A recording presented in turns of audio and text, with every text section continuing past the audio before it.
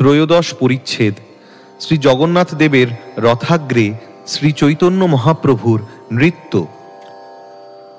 শ্রীল ভক্তি বিনোদ ঠাকুর তাঁর অমৃত প্রবাহ ভাষ্যে এই অধ্যায়ের কথাসার বর্ণনা করে বলেছেন, খুব ভোরে স্নান করে শ্রী চৈতন্য মহাপ্রভু শ্রী জগন্নাথ, বলদেব ও সুভদ্রার রথ দর্শন করলেন। এই অনুষ্ঠানটিকে বলা হয় পাণ্ডু বিজয়। সেই সময় মহারাজ প্রতাপরুদ্র সুবর্ণ মার্জনীর দ্বারা পথ সংমার্জন করতে শুরু করেন। লক্ষ্মী দেবীর অনুমতি নিয়ে শ্রী জগন্নাথ দেব গুন্ডিচা মন্দিরে চললেন। বালুকাময় সুপ্রশস্ত পথ, দুই দিকে গৃহ ও উদ্যান আদি, সেই পথের মধ্য দিয়ে গৌড়গণ রথ টেনে নিয়ে যেতে লাগলেন। মহাপ্রভু তাঁর ভক্তদের 7টি সম্প্রদায়ে বিভক্ত করে 14 মাদলে কীর্তন আরম্ভ করলেন। কীর্তনের সময় মহাপ্রভুর বহুবিধ ভাবের উদয় হতে লাগল, এমনকি যেন জগন্নাথ ও মহাপ্রভু পরস্পর ভাব বিনিময়ের পরিচয় দিতে লাগলেন। বলগণ্ডি পর্যন্ত রথ এলে সেখানে সাধারণের একটি ভোগ নিবেদন হতে লাগল।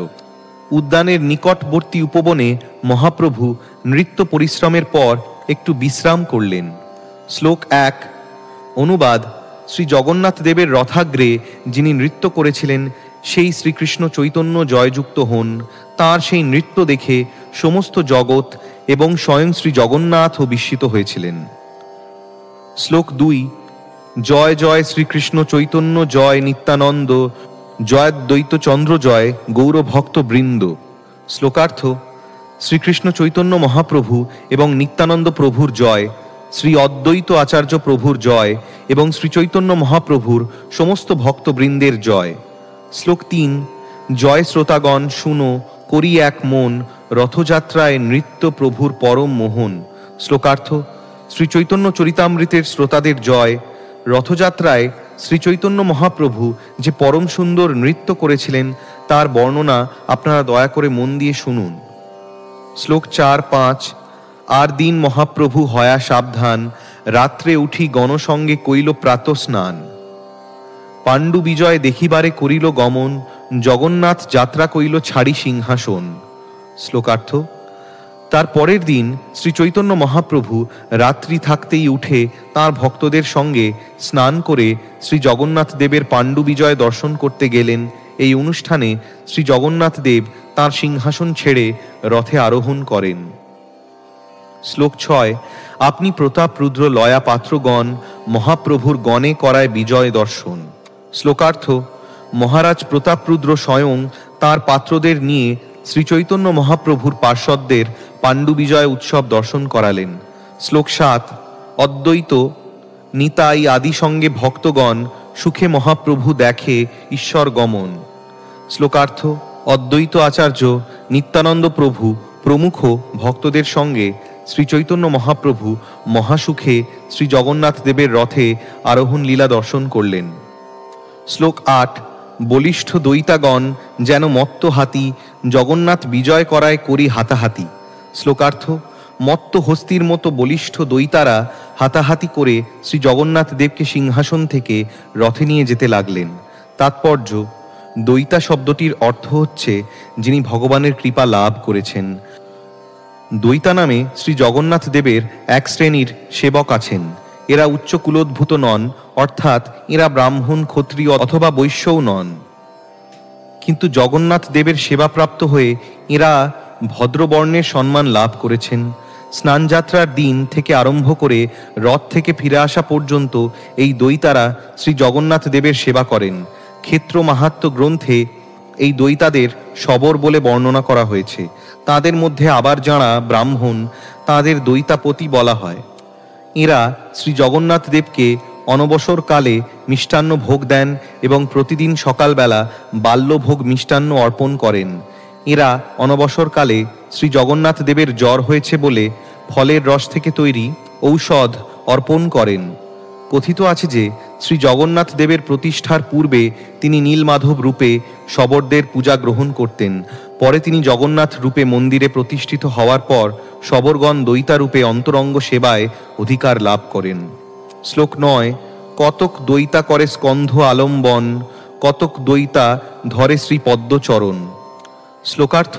কয়েকজন দৈতা শ্রী জগন্নাথ দেবের কাঁধ ধরেছিলেন, আর কয়েকজন দৈতা তাঁর শ্রী পাদপদ্ম ধরেছিলেন। শ্লোক 10। কোটিতটে বদ্ধ দৃঢ় স্থূল পট্ট ডরি, দুই দিকে দৈতাগণ উঠায় তাহা ধরি। শ্লোকার্থ: খুব মোটা এবং শক্ত রেশমের দড়ি জগন্নাথের কোটিতটে বাঁধা হয়েছিল এবং দুদিক থেকে দৈতাগণ তা ধরে তাঁকে উঠাচ্ছিলেন। শ্লোক 11। উচ্চ দৃঢ় তুলি সব পাতি স্থানে স্থানে, এক তুলি হইতে তরায় আর তুলিতে আনি।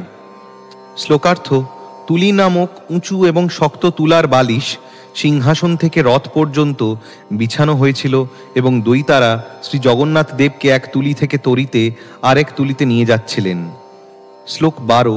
প্রভু পদাঘাতে তুলি হয় খণ্ড খণ্ড, তুলা সব উড়ি যায়, শব্দ হয় প্রচণ্ড। শ্লোকার্থ: শ্রী জগন্নাথ দেবের পদাঘাতে তুলিগুলি প্রচণ্ড শব্দে ফেটে যাচ্ছিল এবং সেগুলি থেকে তুলো বেরিয়ে চতুর্দিকে উড়ছিল। শ্লোক 13। বিশ্বম্ভর জগন্নাথে কে চালাইতে পারে, আপন ইচ্ছায় চলে করিতে বিহারে।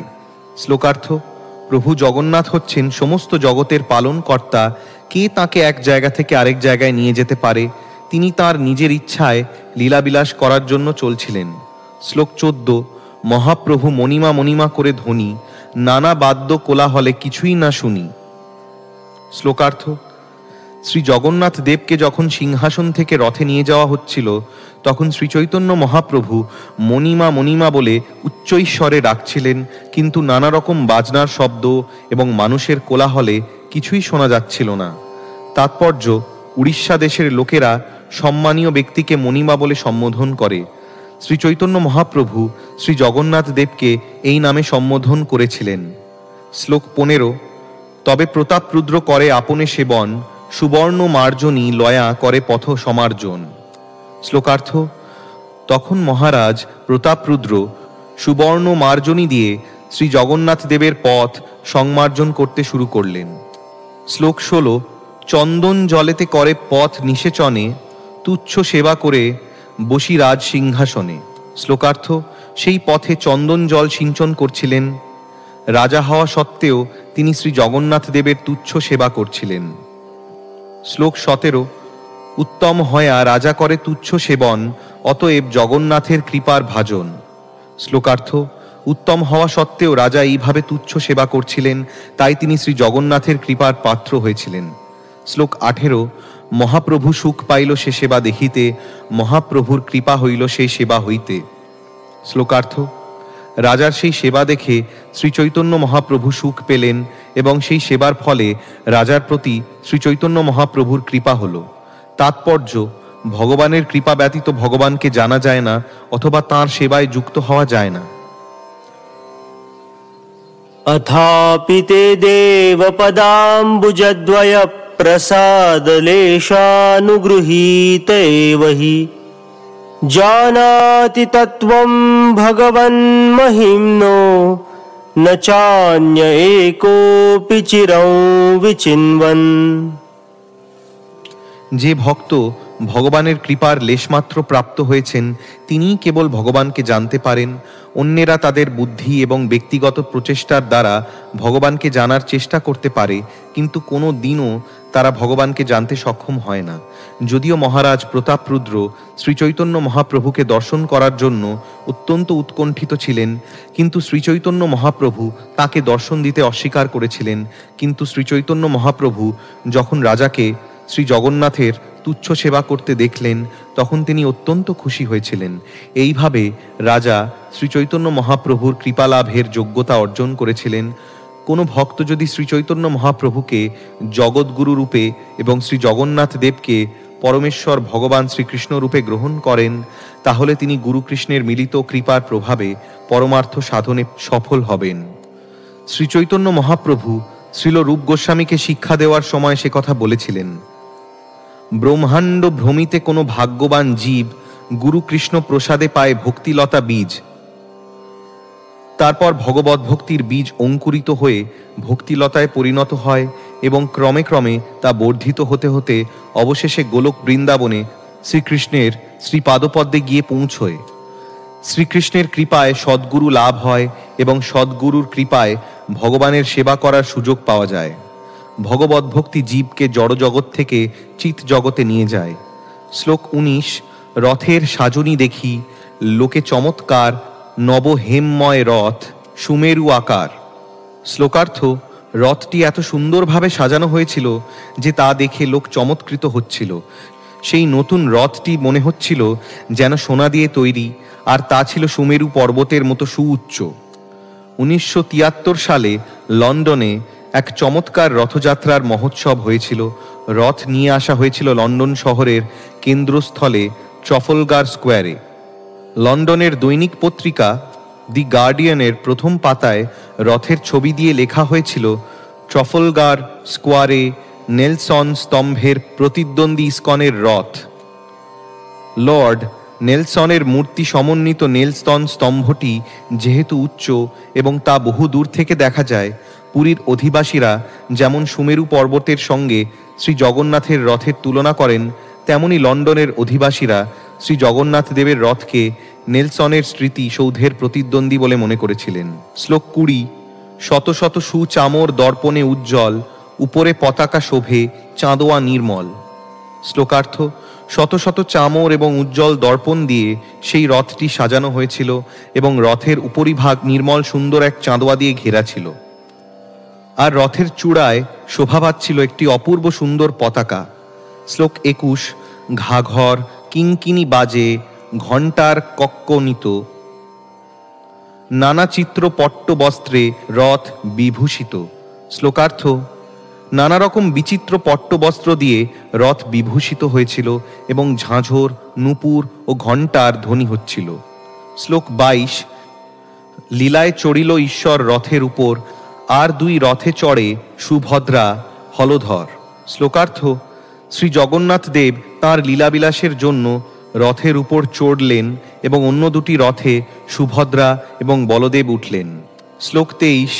পঞ্চদশ দিন ঈশ্বর মহালক্ষ্মী লয়া, তাঁর সঙ্গে ক্রীড়া কইল নিভৃতে বসিয়া। শ্লোকার্থ: 15 দিন পরে শ্রী জগন্নাথ দেব মহালক্ষ্মীর সঙ্গে নিভৃতে লীলাবিলাস করেছিলেন। তাৎপর্য: অনবসরের 15 দিনকে নিভৃত কালও বলা হয়। নির্জন স্থানটিতে মহালক্ষ্মী বাস করেন।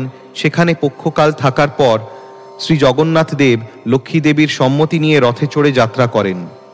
শ্লোক 24। তাহার সম্মতি লয়া ভক্তে সুখ দিতে, রথে চড়ি বাহির হইল বিহার করিতে। শ্লোকার্থ: লক্ষ্মী দেবীর সম্মতি নিয়ে শ্রী জগন্নাথ দেব তাঁর ভক্তদের আনন্দ দান করার জন্য রথে চড়ে বের হলেন। তাৎপর্য: এই সম্পর্কে শ্রীল ভক্তি সিদ্ধান্ত সরস্বতী ঠাকুর উল্লেখ করেছেন, অনবসরকালে শ্রী জগন্নাথ দেব 15 দিন নির্জনে মহালক্ষ্মীর সঙ্গে ক্রীড়া করেছিলেন, কিন্তু অনুরাগ মার্গীয় কৃষ্ণই কনিষ্ঠ ভক্তদের আনন্দ দান করার জন্য শ্রী জগন্নাথ দেব সেই নিভৃত স্থান থেকে বেরিয়ে আসতে চেয়েছিলেন। ভগবান দুভাবে আনন্দ উপভোগ করেন, স্বকীয় এবং পরকীয়। দ্বারকায় মর্যাদা সমন্বিত যে মাধুর্য রস, তা স্বকীয় রস। সেখানে ভগবানের বহু বিবাহিত মহিষী রয়েছেন, কিন্তু বৃন্দাবনে ভগবানের মাধুর্য প্রেম তার বিবাহিত পত্নীদের সঙ্গে নয়, তার প্রেমিকা গোপীদের সঙ্গে। মাধুর্য রসে গোপীদের সঙ্গে শ্রীকৃষ্ণের যে প্রেম, তাকে বলা হয় পরকীয়া প্রেম। যে নিভৃত স্থানে শ্রী জগন্নাথ দেব স্বকীয় রসে মহালক্ষ্মীর সঙ্গসুখ উপভোগ করছিলেন, সেই স্থান ত্যাগ করে তিনি পরকীয় রস আস্বাদন করার জন্য বৃন্দাবনে যাচ্ছেন। তাই ভক্তি সিদ্ধান্ত সরস্বতী ঠাকুর আমাদের মনে করিয়ে দিয়েছেন যে স্বকীয় রস থেকে পরকীয় রসে ভগবান অধিক আনন্দ আস্বাদন করেন। জড়জগতে পরকীয় রস বা পরস্ত্রীর সঙ্গে প্রেম সবচাইতে জঘন্য সম্পর্ক, কিন্তু চিৎ জগতে এই প্রেম সর্বোত্তম। জড়জগতের সবকিছুই চিৎ জগতের বিকৃত প্রতিফলন, এবং প্রতিফলনে সবকিছু উল্টো দেখায়। এই জড়জগতে আমাদের অভিজ্ঞতার মাধ্যমে আমরা চিৎ জগতের বিষয় হৃদয়ঙ্গম করতে পারি না। তাই জড় পণ্ডিতেরা এবং নীতিবাগীশেরা গোপিকাদের সঙ্গে শ্রীকৃষ্ণের লীলাবিলাসের মর্ম হৃদয়ঙ্গম করতে না পেরে তাঁর নিন্দা করে। অতি উন্নত শুদ্ধ ভক্ত ছাড়া অন্য কারোর সঙ্গে চিৎ জগতের পরকীয়া রস নিয়ে আলোচনা করা উচিত নয়। চিৎ জগতের পরকীয়া রসের সঙ্গে জড়জগতের রসের তুলনা করা যায় না। চিৎ জগতের পরকীয়া রস সোনার মতো আর জড়জগতের রস লোহার মতো, এই দুইয়ের পার্থক্য এত বিরাট যে তার কোনো তুলনাই করা চলে না। কিন্তু লোহার মূল্যের সঙ্গে সোনার মূল্যের পার্থক্য সহজেই নির্ণয় করা যায়। যিনি যথাযথভাবে আত্মজ্ঞান লাভ করেছেন তিনি অনায়াসেই চিৎজগতের কার্যকলাপের সঙ্গে জড়জগতের কার্যকলাপের পার্থক্য নির্ণয় করতে পারেন। শ্লোক 25। সূক্ষ্ম শ্বেতবালু পথে পুলিনের সম, দুই দিকে টোটা সব যেন বৃন্দাবন। শ্লোকার্থ: রথযাত্রার পথটি যমুনার তীরের মতো সূক্ষ্ম শ্বেত বালুকায় পূর্ণ এবং পথের দুই পার্শ্বে বৃন্দাবনের মতো কানন বেষ্টিত। শ্লোক 26। রথে চড়ি জগন্নাথ করিলা গমন, দুই পার্শ্বে দেখি চলে আনন্দিত মন।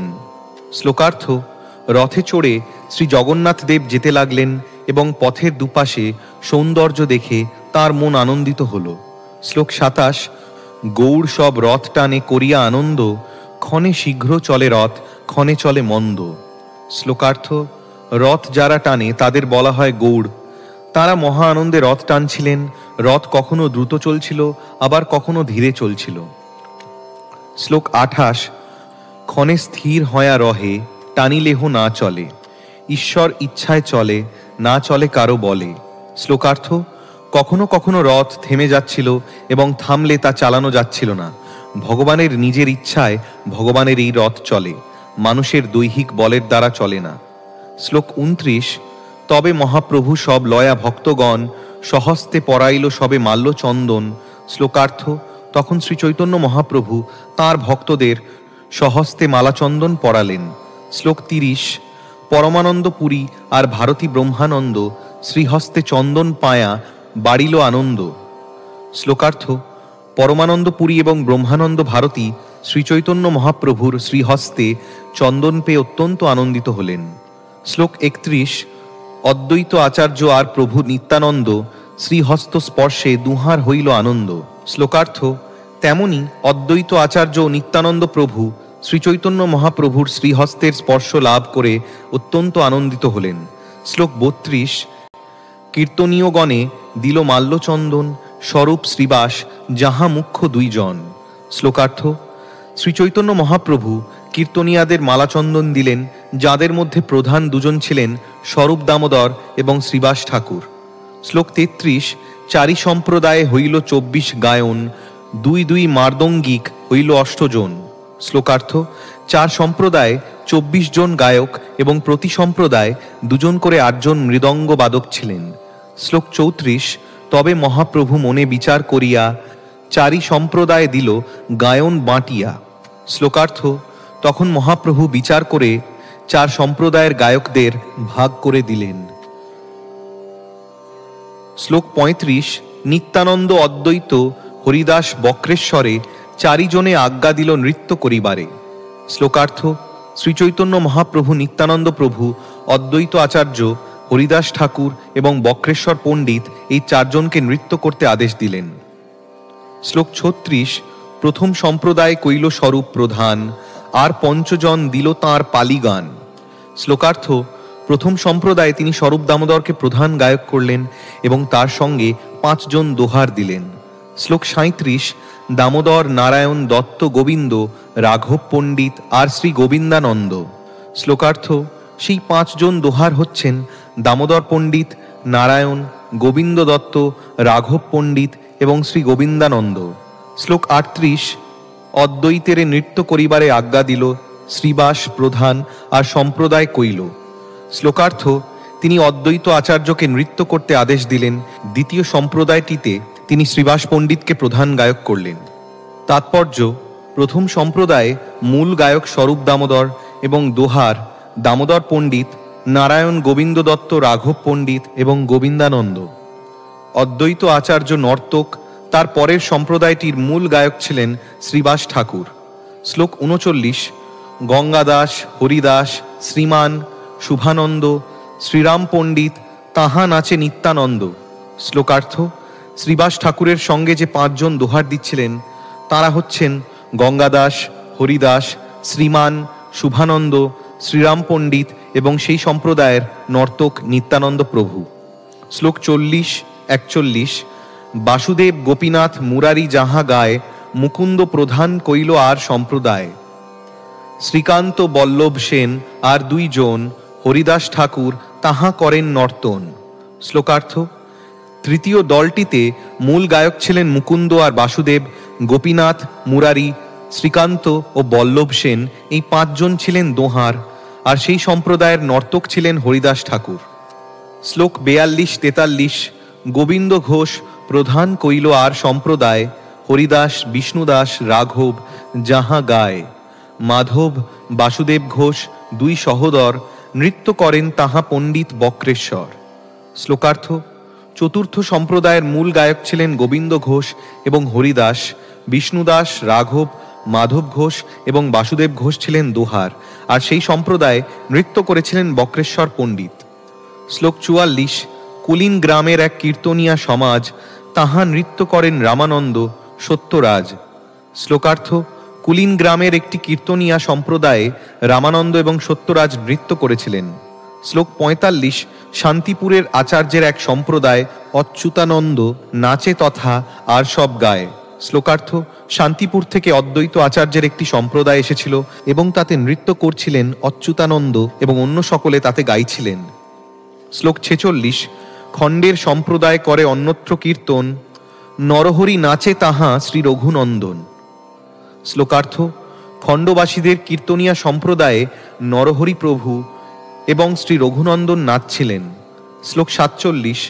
জগন্নাথের আগে চারি সম্প্রদায় গায়, দুই পাশে দুই, পাছে এক সম্প্রদায়।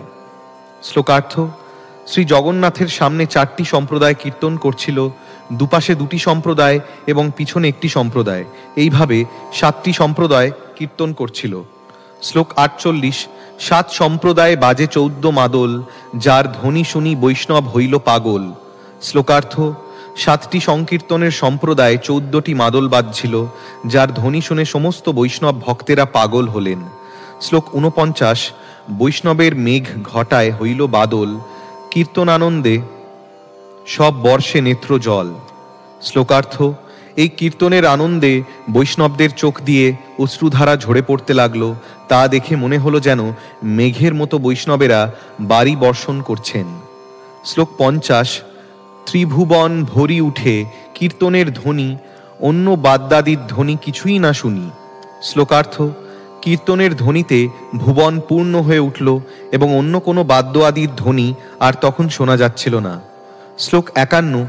7 ঠাঁই বুলে প্রভু হরি হরি বলি, জয় জগন্নাথ বলেন হস্ত যুগ তুলি। শ্লোকার্থ: হরি হরি বলতে বলতে শ্রী চৈতন্য মহাপ্রভু 7টি সম্প্রদায়ই ঘুরে বেড়াতে লাগলেন এবং দুহাত তুলে তিনি জয় জগন্নাথ ধ্বনি দিতে লাগলেন। শ্লোক 52। আরেক শক্তি প্রভু করিল প্রকাশ, এককালে 7 ঠাঁই করিল বিলাস।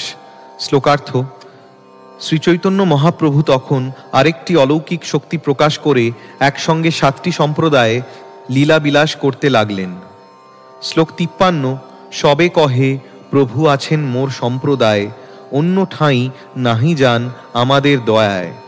শ্লোকার্থ: সকলেই বলতে লাগলেন শ্রী চৈতন্য মহাপ্রভু আমাদের সম্প্রদায়ে রয়েছেন, আমাদের প্রতি অত্যন্ত কৃপা পরবশ হয়ে তিনি আর কোথাও যাচ্ছেন না। শ্লোক 54। কেহ লক্ষিতে না রে প্রভুর অচিন্ত শক্তি, অন্তরঙ্গ ভক্ত জানে যাঁর শুদ্ধ ভক্তি। শ্লোকার্থ: প্রকৃতপক্ষে শ্রী চৈতন্য মহাপ্রভুর অচিন্ত শক্তি কেউই দেখতে পারে না, অতি অন্তরঙ্গ ভক্তরাই কেবল তাঁদের শুদ্ধ ভক্তির প্রভাবে তা বুঝতে পারেন। শ্লোক 55। কীর্তন দেখিয়া জগন্নাথ হরষিত, সংকীর্তন দেখে রথ করিয়া স্থগিত। শ্লোকার্থ: এই সংকীর্তন দেখে শ্রী জগন্নাথ দেব অত্যন্ত হরষিত হলেন এবং তিনি তাঁর রথ থামিয়ে এই সংকীর্তন দেখতে লাগলেন। শ্লোক 56। প্রতাপ রুদ্রের হইল পরম বিস্ময়, দেখিতে বিবশ রাজা হইল প্রেমময়। শ্লোকার্থ: এই সংকীর্তন দেখে মহারাজ প্রতাপরুদ্রও অত্যন্ত বিস্মিত হলেন, তা দেখে রাজা ভগবৎ প্রেমে মগ্ন হয়ে বিবশ হলেন। শ্লোক 57। কাশী মিশ্রে কহে রাজা প্রভুর মহিমা, কাশী মিশ্র কহে তোমার ভাগ্যের নাহি সীমা।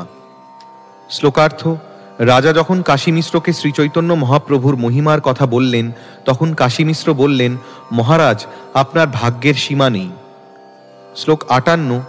সার্বভৌম সঙ্গে রাজা করে ঠাড়াঠাড়ি, আর কেহ নাহি জানে চৈতন্যের চুরি।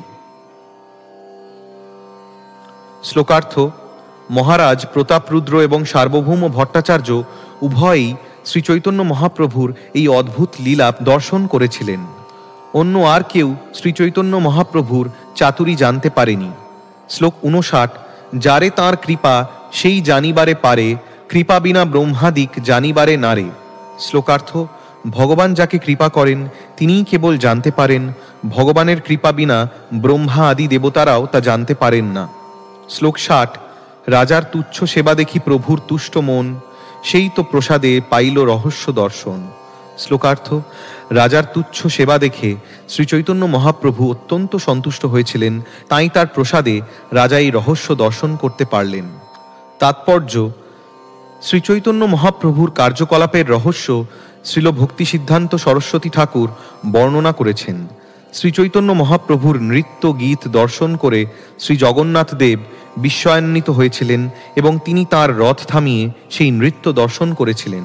মহাপ্রভুও তার নৃত্যের দ্বারা শ্রী জগন্নাথের আনন্দ বিধান করেছিলেন। দ্রষ্টা ও দৃশ্য এখানে এক পরমেশ্বর ভগবান, কিন্তু ভগবান এক হলেও লীলা বিচিত্রতা ক্রমে এই অদ্ভুত রহস্যের প্রকাশ করেছিলেন। শ্রীচৈতন্য মহাপ্রভুর কৃপায় মহারাজ প্রতাপরুদ্র তা বুঝতে পেরেছিলেন। শ্রীচৈতন্য মহাপ্রভুর আরেকটি রহস্য দর্শন হচ্ছে যে একই সময় তিনি 7টি সম্প্রদায়ই উপস্থিত ছিলেন। শ্রীচৈতন্য মহাপ্রভুর কৃপায় রাজা তাও উপলব্ধি করেছিলেন। শ্লোক 61: সাক্ষাতে না দেয় দেখা, পরোক্ষে তো দয়া, কে বুঝিতে পারে চৈতন্য চন্দ্রের মায়া। শ্লোকার্থ: যদিও প্রত্যক্ষভাবে তিনি রাজাকে দর্শন দিতে অসম্মত ছিলেন, কিন্তু পরোক্ষভাবে তিনি রাজাকে তাঁর অহৈতুকী কৃপা দান করেছিলেন। শ্রীচৈতন্য মহাপ্রভুর মায়া কে বুঝতে পারে। তাৎপর্য: যেহেতু শ্রীচৈতন্য মহাপ্রভু জগৎগুরু রূপে বা আচার্য রূপে লীলাবিলাস করেছিলেন, সেহেতু তিনি পার্থিব বস্তু কামিনী কাঞ্চনে আসক্ত রাজাকে দর্শন দিতে অসম্মত ছিলেন। বাস্তবিকই রাজা সাধারণত কামিনী কাঞ্চন পরিবৃত হয়ে থাকেন। তাই একজন সন্ন্যাসী হিসেবে তিনি কামিনী কাঞ্চনের প্রতি বিতৃষ্ণ ছিলেন বলে রাজাকে দর্শন দিতে পারছিলেন না, কেননা সন্ন্যাসীর পক্ষে রাজদর্শন অত্যন্ত অশোভনীয় ব্যাপার। তাই প্রত্যক্ষভাবে রাজা নামের প্রতি মহাপ্রভুর তীব্র বিতৃষ্ণা থাকলেও কিন্তু পরোক্ষভাবে তার প্রতি তাঁর এত কৃপা যে রাজা মহাপ্রভুর কৃপায় তাঁর গূঢ়লীলার রহস্য পর্যন্ত জানতে সমর্থ হয়েছিলেন।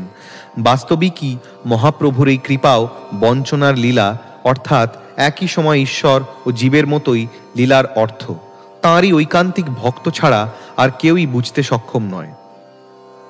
শ্লোক 62: সার্বভৌম কাশী মিশ্র দুই মহাশয়, রাজারে প্রসাদ দেখি হইলা বিস্ময়। শ্লোকার্থ: সার্বভৌম ভট্টাচার্য ও কাশী মিশ্র এই দুই মহাশয় রাজার প্রতি মহাপ্রভুর অহৈতুকী কৃপা দর্শন করে বিস্মিত হলেন। শ্লোক 63: এই মতো লীলা প্রভু কইল কতক্ষণ, আপনে গায়েন নাচান নিজ ভক্তগণ। শ্লোকার্থ: এইভাবে শ্রীচৈতন্য মহাপ্রভু কিছুক্ষণ তাঁর লীলা প্রকাশ করলেন। তিনি নিজেই কীর্তন করলেন এবং তাঁর নিজ ভক্তগণকে নৃত্য করতে অনুপ্রাণিত করলেন। শ্লোক 64: কভু এক মূর্তি, কভু হন বহু মূর্তি, কার্য অনুরূপ প্রভু প্রকাশয় শক্তি। শ্লোকার্থ: প্রয়োজন অনুসারে শ্রীচৈতন্য মহাপ্রভু কখনো এক এবং কখনো বহু মূর্তিতে প্রকাশ হচ্ছিলেন। এ সকলই তাঁর স্বরূপ শক্তির দ্বারা সংঘটিত হচ্ছিল। শ্লোক 65: লীলাবেশে প্রভুর নাহি নিজানুসন্ধান, ইচ্ছা জানি লীলা শক্তি করে সমাধান। শ্লোকার্থ: লীলার আবেশে শ্রীচৈতন্য মহাপ্রভু আত্মবিস্মৃত হয়েছিলেন এবং তাঁর ইচ্ছা অনুসারে তাঁর লীলা শক্তির দ্বারা সবকিছু সমাধান হচ্ছিল। তাৎপর্য: শ্বেতাসত্তর উপনিষদে বলা হয়েছে, পরাস্য শক্তির্বিবিধৈব শ্রূয়তে স্বাভাবিকী জ্ঞান বলা ক্রিয়া চ। পরমেশ্বর ভগবানের বিবিধ অচিন্ত শক্তি এতই নিপুণ যে তার দ্বারা সমগ্র চরাচরের শক্তি ও ক্রিয়াকলাপ নিয়ন্ত্রিত। শ্রীচৈতন্য মহাপ্রভু 7টি কীর্তন সম্প্রদায়ে একই সময়ে পৃথক পৃথকভাবে থেকে তার ঐশ্বর্য প্রকাশ করলেন। প্রায় সকলেই মনে করেছিলেন তিনি এক, কিন্তু কেউ কেউ দেখলেন তিনি নিজেকে বহুরূপে প্রকাশ করেছেন। কেবলমাত্র তাঁর অন্তরঙ্গ ভক্তরাই বুঝতে পেরেছিলেন যে যদিও তিনি এক, তবুও তিনি বহুরূপে বিভিন্ন কীর্তন দলে প্রকাশিত হয়েছেন। নৃত্যকালে শ্রী চৈতন্য মহাপ্রভু আত্মবিস্মৃত হয়েছিলেন এবং কেবলমাত্র নিজের ভাবে আবিষ্ট ছিলেন। তাই তাঁর স্বরূপ শক্তি তাঁর ইচ্ছা অনুসারে সব ব্যবস্থা করেছিলেন। এখানেই অন্তরঙ্গা ও বহিরঙ্গা শক্তির পার্থক্য। জড়জগতের বহু চেষ্টায় বহিরঙ্গা শক্তির মধ্যে কার্য অনুষ্ঠিত হয়, কিন্তু যখনই ভগবান কোনো ইচ্ছা করেন তখনই তার স্বরূপ শক্তির দ্বারা স্বাভাবিকভাবেই তার সমাধান হয়ে যায়। তার ইচ্ছা অনুসারে সব কিছু এত সুন্দর ও নিখুঁতভাবে সংগঠিত হয় যে তা দেখে মনে হয় তা যেন আপনা থেকেই হয়ে গেছে। এই জগতেও কখনো কখনো স্বরূপ শক্তির কার্য প্রকাশ হতে দেখা যায়, কিন্তু তথাকথিত জড় বৈজ্ঞানিকেরাও তাদের অনুসরণকারীগণ তা কিভাবে কি হচ্ছে কিছুই বুঝতে পারে না। তারা মনে করে যে সব কিছুই প্রকৃতির দ্বারা হচ্ছে, কিন্তু তারা জানে না যে প্রকৃতি পরমেশ্বর ভগবানেরই শক্তি। এই কথাটি শ্রীমদ্ ভগবদ্গীতায় বিশ্লেষণ করা হয়েছে। ময়াধ্যক্ষেণ প্রকৃতি সুয়তে সচরাচরম হেতুনানেন কৌন্তেয় জগৎ বিপরিবর্ততে। হে কুন্তি পুত্র, এই বিশ্ব চরাচরে আমারই অধ্যক্ষতায় প্রকৃতি কার্য করছে। এই প্রকৃতির নিয়মের দ্বারাই এই জগতের উৎপত্তি ও বিনাশ হয়। শ্লোক 66। পূর্বে জয়ছে রাসাদি লীলা কইল বৃন্দাবনে, অলৌকিক লীলা গৌর কইল ক্ষণে ক্ষণে। শ্লোকার্থ: পূর্বে বৃন্দাবনে শ্রীকৃষ্ণ যে প্রকার রাসাদি লীলা করেছিলেন, শ্রী চৈতন্য মহাপ্রভুও ক্ষণে ক্ষণে সে প্রকার অলৌকিক লীলা সকল করলেন। শ্লোক 67। ভক্তগণ অনুভবে নাহি জানে আন, শ্রী ভাগবত শাস্ত্র তাহাতে প্রমাণ। শ্লোকার্থ: এই কথা শুধু ভক্তগণই অনুভব করলেন, অন্যেরা তা জানল না। তার প্রমাণ শ্রীমদ্ভাগবতে লিখিত আছে। তাৎপর্য: ভগবান শ্রীকৃষ্ণ তাঁর রাসলীলায় ও মহিষী বিবাহ লীলায় যে প্রকার একই মূর্তি অনেক হয়ে প্রকাশ হয়েছিলেন, যে প্রকার গৌরলীলাতেও 7টি ভিন্ন ভিন্ন কীর্তন দলে ভক্তগণের নিকটে ও প্রতাপরুদ্র আদি দর্শনকারীগণের চক্ষে ভগবান গৌরসুন্দর অনেক মূর্তিতে প্রকাশিত হলেন। ভক্তগণ ছাড়া তাঁর এই অলৌকিক লীলা দেখবার জন্য অন্য কারো অধিকার হয় না। রাসে ও মহিষী বিবাহে শ্রীকৃষ্ণের একই সময় অনেক মূর্তিতে প্রকাশিত হওয়ার প্রমাণ শ্রীমদ্ভাগবতে লিপিবদ্ধ আছে। শ্লোক 68। এই মত মহাপ্রভু করে নৃত্য রঙ্গে, ভাসাইল সব লোক প্রেমের তরঙ্গে। শ্লোকার্থ: এইভাবে শ্রীচৈতন্য মহাপ্রভু পরম আনন্দে মগ্ন হয়ে নৃত্য করতে লাগলেন এবং সমস্ত জগৎ প্রেমের তরঙ্গে প্লাবিত করলেন। শ্লোক 69। এই মত হইল কৃষ্ণের রথে আরোহণ, তার আগে প্রভু নাচাইল ভক্তগণ। শ্লোকার্থ: এইভাবে শ্রী জগন্নাথ দেব রথে আরোহণ করলেন এবং শ্রীচৈতন্য মহাপ্রভু তাঁর সামনে তাঁর ভক্তদের নাচতে অনুপ্রাণিত করলেন। শ্লোক 70। আগে শুনো জগন্নাথের গুন্ডিচা গমন, তার আগে প্রভু জয়ছে করিলা নর্তন। শ্লোকার্থ: শ্রী জগন্নাথ দেব কিভাবে গুন্ডিচা মন্দিরে গেলেন এবং তাঁর সামনে শ্রীচৈতন্য মহাপ্রভু কিভাবে নৃত্য করেছিলেন তা আমি এখন বর্ণনা করব। আপনারা দয়া করে তা শ্রবণ করুন। শ্লোক 71। এই মত কীর্তন প্রভু করিল কতক্ষণ, আপন উদ্যোগে নাচাইল ভক্তগণ। শ্লোকার্থ: এইভাবে শ্রীচৈতন্য মহাপ্রভু কিছুক্ষণ কীর্তন করলেন এবং তাঁর ভক্তদের নাচালেন। শ্লোক 72। আপনি নাচিতে যবে প্রভুর মন হইল, 7 সম্প্রদায় তবে একত্র করিল। শ্লোকার্থ: তারপর শ্রীচৈতন্য মহাপ্রভুর যখন নাচবার ইচ্ছা হলো, তখন তিনি 7টি সম্প্রদায়কে একত্রিত করলেন। শ্লোক 73। শ্রীবাস, রামাই, রঘু, গোবিন্দ, মুকুন্দ, হরিদাস, গোবিন্দানন্দ, মাধব, গোবিন্দ। শ্লোকার্থ: শ্রীবাস, রামাই, রঘু, গোবিন্দ, মুকুন্দ, হরিদাস, গোবিন্দানন্দ, মাধব, গোবিন্দ এই 9 জনকে শ্রীচৈতন্য মহাপ্রভু একত্রিত করলেন। শ্লোক 74। উদ্দণ্ড নৃত্যে প্রভুর যবে হইল মন, স্বরূপের সঙ্গে দিল এই নবজন। শ্লোকার্থ: যখন শ্রীচৈতন্য মহাপ্রভুর উদ্দণ্ড নৃত্য করতে ইচ্ছা হলো, তখন এই 9 জনকে তিনি স্বরূপ দামোদরের সঙ্গে দিলেন। শ্লোক ৭৫। এই ১০ জন প্রভুর সঙ্গে গায় ধায় আর সব সম্প্রদায় চারিদিকে গায়। শ্লোকার্থ। এই ১০ জন শ্রীচৈতন্য মহাপ্রভুর সঙ্গে গাইতে লাগলেন এবং নৃত্যকালে তার সঙ্গে ধাবিত হলেন, আর সবকটি সম্প্রদায় চারদিকে কীর্তন করতে লাগল। শ্লোক ৭৬। দণ্ডবৎ করি প্রভু জুড়ি ২ হাত, ঊর্ধ্বমুখে স্তুতি করে দেখি জগন্নাথ। শ্লোকার্থ। দণ্ডবৎ করে শ্রীচৈতন্য মহাপ্রভু হাত জোড় করে ঊর্ধ্বমুখে শ্রী জগন্নাথ দেবের স্তুতি করতে লাগলেন। শ্লোক ৭৭। অনুবাদ। ব্রহ্মণ্যদেব, যিনি গাভী এবং ব্রাহ্মণদের হিতস্বরূপ, জগতের সর্বাঙ্গীন মঙ্গলকারক, কৃষ্ণস্বরূপ ও গোবিন্দ স্বরূপ, সেই পরম তত্ত্বকে আমি প্রণতি নিবেদন করি। তাৎপর্য। এই শ্লোকটি বিষ্ণু পুরাণ থেকে উদ্ধৃত। শ্লোক ৭৮। অনুবাদ। এই দেবকীনন্দন পরমেশ্বর ভগবান জয়যুক্ত হন, এই বৃষ্ণিবংশ প্রদীপ কৃষ্ণ জয়যুক্ত হন, এই নবজলধর শ্যাম কোমলাঙ্গ কৃষ্ণ জয়যুক্ত হন, পৃথিবীর ভারনাশী মুকুন্দ জয়যুক্ত হন। তাৎপর্য। এই শ্লোকটি মুকুন্দমালা থেকে উদ্ধৃত হয়েছে। শ্লোক ৭৯। অনুবাদ। সমস্ত জীবের আশ্রয়স্বরূপ দেবকীপুত্র রূপে পরিচিত যদুদের সভাপতি, নিজ বাহুর দ্বারা অধর্ম নাশকারী, স্থাবর জঙ্গম সমস্ত জীবের অমঙ্গলহারী, মধুর হাস্যমুখের দ্বারা ব্রজবনিতাদের কামবর্ধনকারী শ্রীকৃষ্ণচন্দ্র জয়যুক্ত হন। তাৎপর্য। এই শ্লোকটি শ্রীমদ্ভাগবত থেকে উদ্ধৃত হয়েছে। শ্লোক ৮০। অনুবাদ। আমি ব্রাহ্মণ নই, ক্ষত্রিয় রাজা নই, বৈশ্য বা শূদ্র নই, ব্রহ্মচারী নই, গৃহস্থ নই, বানপ্রস্থ নই, সন্ন্যাসীও নই, কিন্তু নিত্য শতঃ প্রকাশমান সমুজ্জ্বল নিখিল পরমানন্দ পূর্ণ অমৃত সমুদ্র রূপ এবং ব্রজগোপিকাদের পতি শ্রীকৃষ্ণের পদকমলের দাসের অনুদাসের দাস বলেই পরিচয় দিই। তাৎপর্য। এই শ্লোকটি পদ্মাবলী গ্রন্থে পাওয়া যায়। শ্লোক ৮১। এত পড়ি পুনরপি করিল প্রণাম, জোড় হাতে ভক্তগণ বন্দে ভগবান। শ্লোকার্থ। এই শ্লোকগুলির দ্বারা শ্রী জগন্নাথ দেবের বন্দনা করে শ্রীচৈতন্য মহাপ্রভু পুনরায় তাঁকে প্রণতি নিবেদন করলেন এবং ভক্তরাও তখন হাত জোড় করে ভগবানের বন্দনা করলেন। শ্লোক ৮২।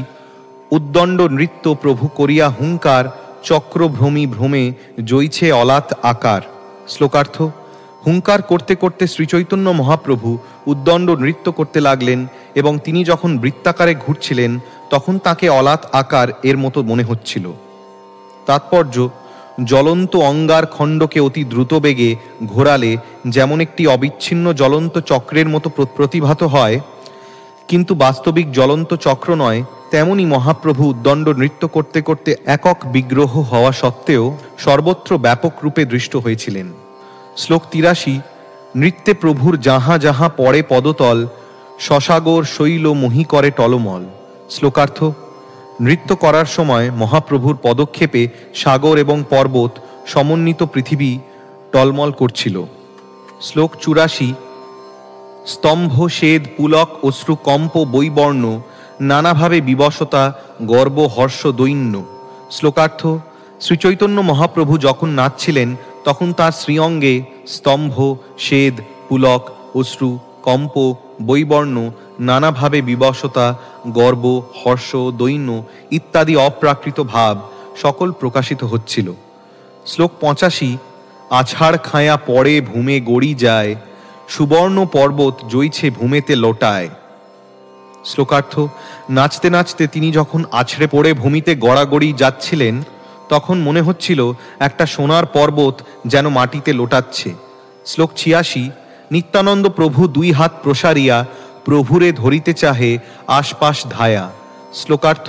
নিত্যানন্দ প্রভু তখন ২ হাত বাড়িয়ে মহাপ্রভুর আশেপাশে ধেয়ে গিয়ে তাকে ধরবার চেষ্টা করছিলেন। শ্লোক ৮৭।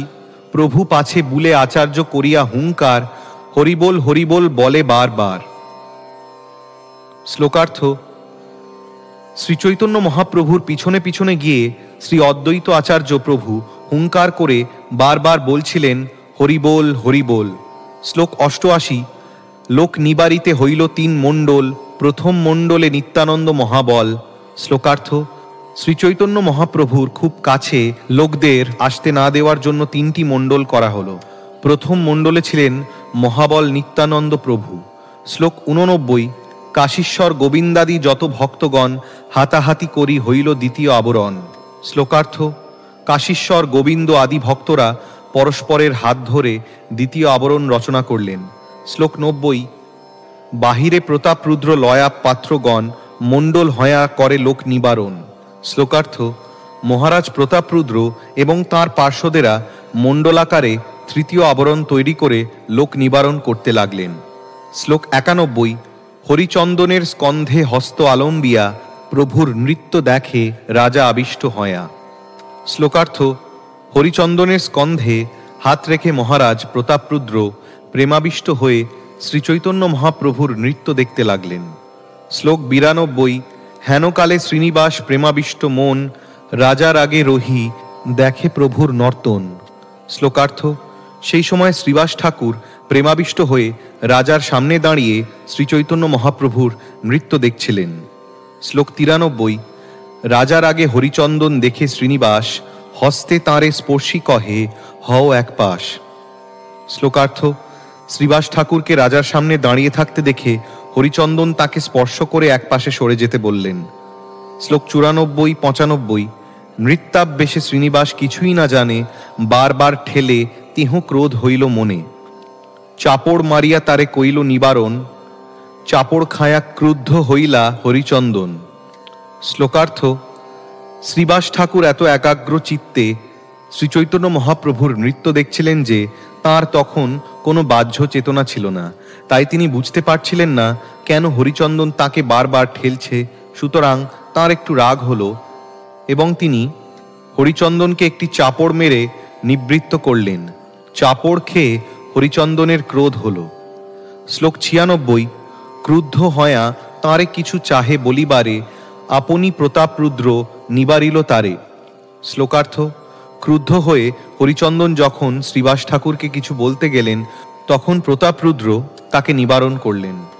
শ্লোক 97: ভাগ্যবান তুমি ইহার হস্ত স্পর্শ পাইলা আমার ভাগ্যে নাহি তুমি কৃতার্থ হইলা। শ্লোকার্থ: মহারাজ প্রতাপরুদ্র বললেন, তুমি অত্যন্ত ভাগ্যবান, তাই তুমি তার শ্রীহস্তের স্পর্শ লাভ করলে, তার ফলে তুমি কৃতার্থ হলে। আমি দুর্ভাগা, তাই এই সৌভাগ্য আমার হলো না। শ্লোক 98: প্রভুর নৃত্য দেখি লোকে হইল চমৎকার অন্য আছুক জগন্নাথের আনন্দ অপার। শ্লোকার্থ: শ্রীচৈতন্য মহাপ্রভুর এই নৃত্য দেখে সকলে চমৎকৃত হলেন। অন্যের কি কথা, শ্রী জগন্নাথ দেবেরও অপার আনন্দ হল। শ্লোক 99: রথ স্থির কইল আগে না করে গমন অনিমিষ নেত্রে করে নৃত্য দর্শন। শ্লোকার্থ: তিনি তার রথ থামিয়ে অনিমেষ নেত্রে শ্রীচৈতন্য মহাপ্রভুর নৃত্য দর্শন করতে লাগলেন। রথ তখন আর এগিয়ে গেল না। শ্লোক 100: সুভদ্রা বলরামের হৃদয়ে উল্লাস নৃত্য দেখি দুইজনার শ্রীমুখেতে হাস। শ্লোকার্থ: সুভদ্রা দেবী এবং বলরাম হৃদয়ে অত্যন্ত উল্লসিত হলেন এবং সেই নৃত্য দর্শন করে তাঁদের মুখ হাসোজ্জ্বল হল। শ্লোক 101: উদ্দণ্ড নৃত্যে প্রভুর অদ্ভুত বিকার অষ্টসাত্ত্বিক ভাব উদয় হয় সমকাল। শ্লোকার্থ: শ্রীচৈতন্য মহাপ্রভু যখন উদ্দণ্ড নৃত্য করছিলেন তখন তাঁর শ্রী অঙ্গে অদ্ভুত প্রেম বিকার দেখা দিল। একই সময়ে তাঁর শ্রী অঙ্গে 8টি সাত্ত্বিক বিকার প্রকাশিত হল। শ্লোক 102: মাংস ব্রণ সম রোমবৃন্দ পুলকিত শিমুলির বৃক্ষ যেন কণ্টক বেষ্টিত। শ্লোকার্থ: মাংস ব্রণের মতো তাঁর রোমরাজি পুলকিত হয়েছিল এবং তা তখন কণ্টক বেষ্টিত শিমুল বৃক্ষের মতো দেখাচ্ছিল। শ্লোক 103: এক এক দন্তের কম্প দেখিতে লাগে ভয় লোকে জানে দন্ত সব খসিয়া পড়য়। শ্লোকার্থ: তাঁর দন্তের কম্প দেখে সকলের ভয় হচ্ছিল যে হয়তো তাঁর দাঁতগুলি সব খসে পড়বে। শ্লোক 104: সর্বাঙ্গে প্রচ্ছেদ ছুটে তাতে রক্তোদ্গম যজ গগ গদ গদ বচন। শ্লোকার্থ: তাঁর সর্বাঙ্গে প্রচ্ছেদের ধারার সঙ্গে রক্তোদ্গম হচ্ছিল এবং গদগদ স্বরে তিনি বলছিলেন যজ গগ যজ গগ। শ্লোক 105। জলযন্ত্র ধারা জইছে বহে অশ্রু জল, আশপাশে লোক যত ভিজিল সকল। শ্লোকার্থ, পিচকিরির ধারার মতো তার চোখ দিয়ে অশ্রু নির্গত হচ্ছিল এবং সেই অশ্রুধারায় আশেপাশের সমস্ত লোক ভিজে গেল। শ্লোক 106। দেহকান্তি গৌর বর্ণ দেখিয়ে অরুণ, কভু কান্তি দেখি যেন মল্লিকা পুষ্প সম। শ্লোকার্থ, তার অঙ্গকান্তি কখনো অরুণের মতো রক্তিম এবং কখনো মল্লিকা পুষ্পের মতো শুভ্র দেখাচ্ছিল। শ্লোক 107। কভু স্তম্ভ কভু প্রভু ভূমিতে লোটায়, শুষ্ক কাষ্ঠ সম পদ হস্ত না চলয়। শ্লোকার্থ, কখনো তিনি স্তম্ভিত হচ্ছিলেন, কখনো তিনি ভূমিতে লোটাচ্ছিলেন, আবার কখনো শুষ্ক কাষ্ঠের মতো তাঁর হাত পা নিশ্চল হয়ে যাচ্ছিল। শ্লোক 108। কভু ভূমে পড়ে কভু শ্বাস হয় হীন, যাহা দেখি ভক্তগণের প্রাণ হয় ক্ষীণ। শ্লোকার্থ, যখন তিনি ভূমিতে পড়ছিলেন তখন তাঁর শ্বাস প্রায় বন্ধ হয়ে যাচ্ছিল এবং তা দেখে ভক্তদের প্রাণ ক্ষীণ হচ্ছিল। শ্লোক 109। কভু নেত্রে নাসায় জল, মুখে পড়ে ফেনো, অমৃতের ধারা চন্দ্রবিম্বে বহে যেন। শ্লোকার্থ, কখনো তার চোখ দিয়ে এবং কখনো তার নাক দিয়ে জলের ধারা নির্গত হচ্ছিল এবং তার মুখ দিয়ে ফেনা বেরোচ্ছিল। তা দেখে মনে হচ্ছিল যেন চন্দ্র থেকে অমৃতের ধারা নির্গত হচ্ছে। শ্লোক 110। সেই ফেনো লয়া শুভানন্দ কইল পান, কৃষ্ণ প্রেম রসিক তেহ মহাভাগ্যবান। শ্লোকার্থ, সেই ফেনা নিয়ে শুভানন্দ পান করলেন, তিনি ছিলেন ভাগ্যবান এবং কৃষ্ণ প্রেম রসের রসিক। শ্লোক 111। এই মতো তাণ্ডব নৃত্য কইল কতক্ষণ, ভাব বিশেষে প্রভুর প্রবেশিল মন। শ্লোকার্থ, এইভাবে কিছুক্ষণ তাণ্ডব নৃত্য করার পর শ্রীচৈতন্য মহাপ্রভুর হৃদয়ে এক বিশেষ ভাবের উদয় হল। শ্লোক 112। তাণ্ডব নৃত্য ছাড়ি স্বরূপেরে আজ্ঞা দিল, হৃদয় জানিয়া স্বরূপ গাইতে লাগিল। শ্লোকার্থ, তাণ্ডব নৃত্য ছেড়ে শ্রীচৈতন্য মহাপ্রভু স্বরূপ দামোদরকে গান গাইতে আদেশ দিলেন এবং শ্রীচৈতন্য মহাপ্রভুর হৃদয়ের ভাব জেনে স্বরূপ দামোদর গাইতে লাগলেন। শ্লোক 113। সেই তো পরাণ নাথ পাইনু, যাহা লাগি মদন দহনে ঝুরি গেনু। শ্লোকার্থ, এখন আমি আমার প্রাণনাথকে পেয়েছি, যার বিরহে আমি মদন দহনে দগ্ধ হয়ে শুকিয়ে যাচ্ছিলাম। তাৎপর্য, এই গানটিতে সূর্যগ্রহণ উপলক্ষে কুরুক্ষেত্রে কৃষ্ণের সঙ্গে শ্রীমতী রাধারানীর সাক্ষাতের কাহিনী বর্ণিত হয়েছে। বহুদিনের বিচ্ছেদের পর কুরুক্ষেত্রে শ্রীকৃষ্ণকে পেয়ে রাধারানীর মনে হয়েছিল, আমি আমার প্রাণনাথকে আবার ফিরে পেয়েছি, তার বিরহে আমি মদন দহনে দগ্ধ হয়ে শুকিয়ে যাচ্ছিলাম, আমি এখন আমার জীবন ফিরে পেয়েছি। শ্লোক 114। এই ধুয়া উচ্চৈস্বরে গায়ে দামোদর, আনন্দে মধুর নৃত্য করে নিঃস্বর। শ্লোকার্থ, স্বরূপ দামোদর উচ্চস্বরে এই ধুয়াটি গাইছিলেন এবং শ্রীচৈতন্য মহাপ্রভু আনন্দের মধুর ভাবে নৃত্য করছিলেন। শ্লোক 115। ধীরে ধীরে জগন্নাথ করেন গমন, আগে নৃত্য করি চলেন শচীর নন্দন। শ্লোকার্থ, ধীরে ধীরে জগন্নাথ দেব এগিয়ে চললেন আর শচীনন্দন শ্রী গৌরহরি তাঁর আগে আগে নৃত্য করতে লাগলেন। শ্লোক 116। জগন্নাথে নেত্র দিয়া সবে নাচে গায়, কীর্তনিয়া সহ প্রভু পাছে পাছে যায়। শ্লোকার্থ, শ্রী জগন্নাথের দিকে তাকিয়ে সমস্ত ভক্তরা নাচছিলেন এবং গান গাইছিলেন, আর শ্রীচৈতন্য মহাপ্রভু কীর্তনিয়াদের সঙ্গে পিছনে পিছনে যাচ্ছিলেন। শ্লোক 117। জগন্নাথে মগ্ন প্রভুর নয়ন হৃদয়, শ্রীহস্তযুগে করে গীতের অভিনয়। শ্লোকার্থ, শ্রীচৈতন্য মহাপ্রভুর নয়ন এবং হৃদয় জগন্নাথে মগ্ন ছিল এবং তিনি তার হাতের ভঙ্গিতে সেই গীতের অভিনয় করছিলেন। শ্লোক 118। গৌর যদি পাছে চলে শ্যাম হয় স্থিরে, গৌর আগে চলে শ্যাম চলে ধীরে ধীরে। শ্লোকার্থ, শ্রীচৈতন্য মহাপ্রভু যখন পিছনে যাচ্ছিলেন তখন শ্যামসুন্দর শ্রী জগন্নাথ দেব স্থির হয়ে দাঁড়িয়ে পড়ছিলেন, আর শ্রীচৈতন্য মহাপ্রভু যখন সামনে যাচ্ছিলেন তখন শ্রী জগন্নাথ দেব ধীরে ধীরে চলছিলেন। শ্লোক 119। এই মত গৌর শ্যামে দুহে ঠেলা ঠেলি, শরথে শ্যামেরে রাখে গৌর মহাবলী। শ্লোকার্থ: এইভাবে শ্রী চৈতন্য মহাপ্রভু এবং শ্রী জগন্নাথ দেবের মধ্যে ঠেলাঠেলি হচ্ছিল এবং মহাবলী শ্রী চৈতন্য মহাপ্রভু শ্রী জগন্নাথ দেবকে তাঁর রথে অধিষ্ঠিত রেখেছিলেন। তাৎপর্য: বৃন্দাবনে ব্রজগোপিকাদের ছেড়ে নন্দনন্দন শ্রীকৃষ্ণ তাঁর দ্বারকা লীলাবিলাস করতে গিয়েছিলেন।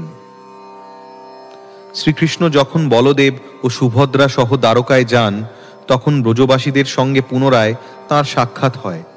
শ্রীচৈতন্য মহাপ্রভু হচ্ছেন রাধা ভাবদূতি সুবলিত, অর্থাৎ শ্রীমতী রাধারানীর ভাব এবং অঙ্গকান্তি সমন্বিত শ্রীকৃষ্ণ স্বয়ং। শ্রী জগন্নাথ দেব হচ্ছেন কৃষ্ণ, আর শ্রীচৈতন্য মহাপ্রভু হচ্ছেন শ্রীমতী রাধারানী।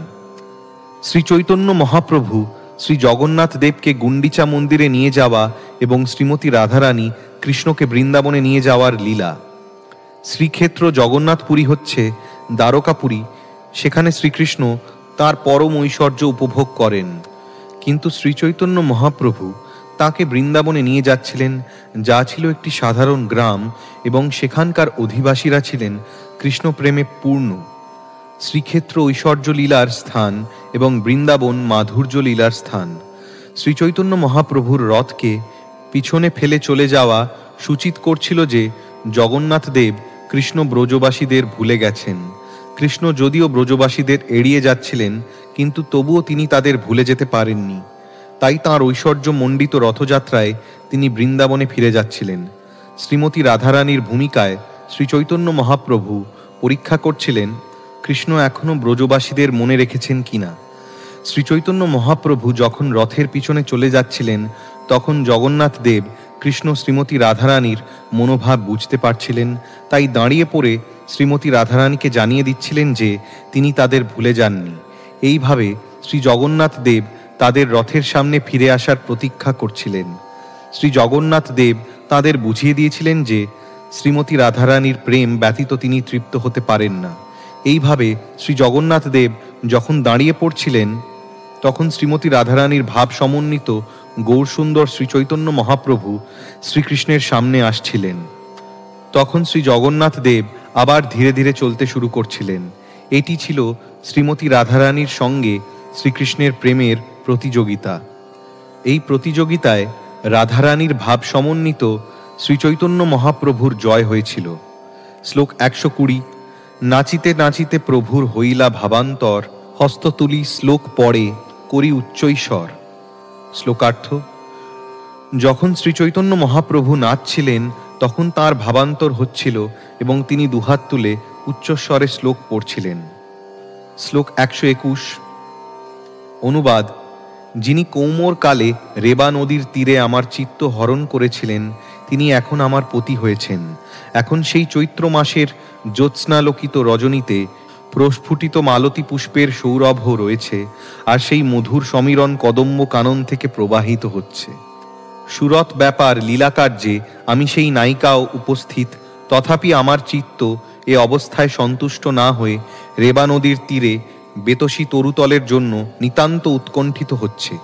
তাৎপর্য: এই শ্লোকটি শ্রীল রূপ গোস্বামীর পদ্মাবলীতেও উল্লেখ করা হয়েছে।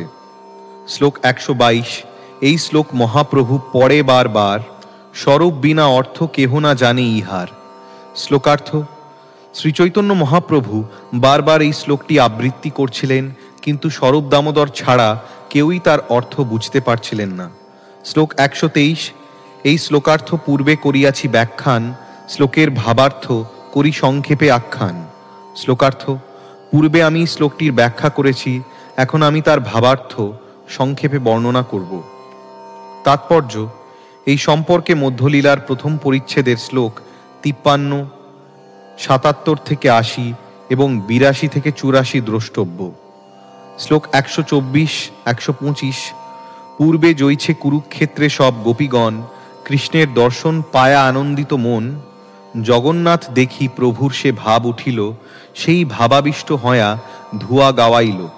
শ্লোকার্থ: পূর্বে যেমন ব্রজগোপিকারা কুরুক্ষেত্রে শ্রীকৃষ্ণের দর্শন পেয়ে আনন্দিতা হয়েছিলেন, শ্রী জগন্নাথ দেবকে দর্শন করে শ্রীচৈতন্য মহাপ্রভুর সেই ভাবের উদয় হল। সেই ভাবে আবিষ্ট হয়ে তিনি স্বরূপ দামোদরকে দিয়ে একটি ধুয়া গাইয়েছিলেন। শ্লোক 126, 127। অবশেষে রাধা কৃষ্ণে করে নিবেদন, সেই তুমি, সেই আমি, সেই নবসঙ্গম, তথাপি আমার মন হরে বৃন্দাবন, বৃন্দাবনে উদয় করাও আপন চরণ। শ্লোকার্থ। অবশেষে শ্রীমতী রাধারানীর ভাবে আবিষ্ট শ্রীচৈতন্য মহাপ্রভু শ্রী জগন্নাথ দেবকে বললেন, তুমি সেই কৃষ্ণ, আমি সেই রাধা, আগের মতো আবার আমাদের মিলন হয়েছে, কিন্তু তবুও আমার মন বৃন্দাবনের জন্য আকুল হয়ে উঠেছে। তুমি দয়া করে বৃন্দাবনে তোমার শ্রীপাদপদ্ম যুগল প্রকাশিত করো, অর্থাৎ তুমি আবার বৃন্দাবনে চলো। শ্লোক 128। ইহা লোকারণ্য, হাতি ঘোড়া রথধ্বনি, তাহা পুষ্পারণ্য, ভৃঙ্গপিক নাদ শুনি। শ্লোকার্থ। এখানে এত লোকের ভিড়, এত হাতি, এত ঘোড়া এবং রথের এত শব্দ, কিন্তু সেখানে ফুলের বন, আর সেই বন ভ্রমরের গুঞ্জন আর পাখির কাকলিতে পরিপূর্ণ। শ্লোক 129।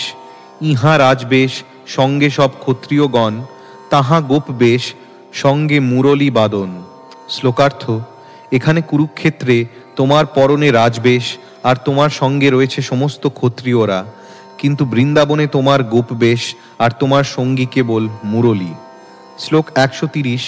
ব্রজে তোমার সঙ্গে যেই সুখ আস্বাদন, সেই সুখ সমুদ্রের ইহা নাহি এক কোণ।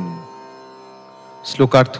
ব্রজে তোমার সঙ্গে যে সুখ আমি আস্বাদন করি, সে সুখ সমুদ্রের এক কণাও এখানে নেই। শ্লোক 131। আমা লয়া পুনঃ লীলা করহ বৃন্দাবনে, তবে আমার মনোবাঞ্ছা হয়তো পূরণে। শ্লোকার্থ। আমাকে নিয়ে তুমি আবার বৃন্দাবনে লীলাবিলাস করো, তাহলে আমার মনোবাঞ্ছা পূর্ণ হবে। শ্লোক 132। ভাগবতে আছে জয়ীছে রাধিকা বচন, পূর্বে তাহা সূত্র মধ্যে করিয়াছি বর্ণন। শ্লোকার্থ। শ্রীমদ্ভাগবতে রাধারানীর উক্তি যা আছে, পূর্বে তা আমি সূত্রের আকারে বর্ণনা করেছি। শ্লোক 133। সেই ভাবাবেশে প্রভু পড়ে আর শ্লোক, সেই সব শ্লোকের অর্থ নাহি বুঝে লোক। শ্লোকার্থ। সেই ভাবে আবিষ্ট হয়ে শ্রীচৈতন্য মহাপ্রভু অন্য অনেক শ্লোক আবৃত্তি করলেন, কিন্তু সেই সমস্ত শ্লোকের অর্থ কেউই বুঝতে পারছিল না। শ্লোক 134।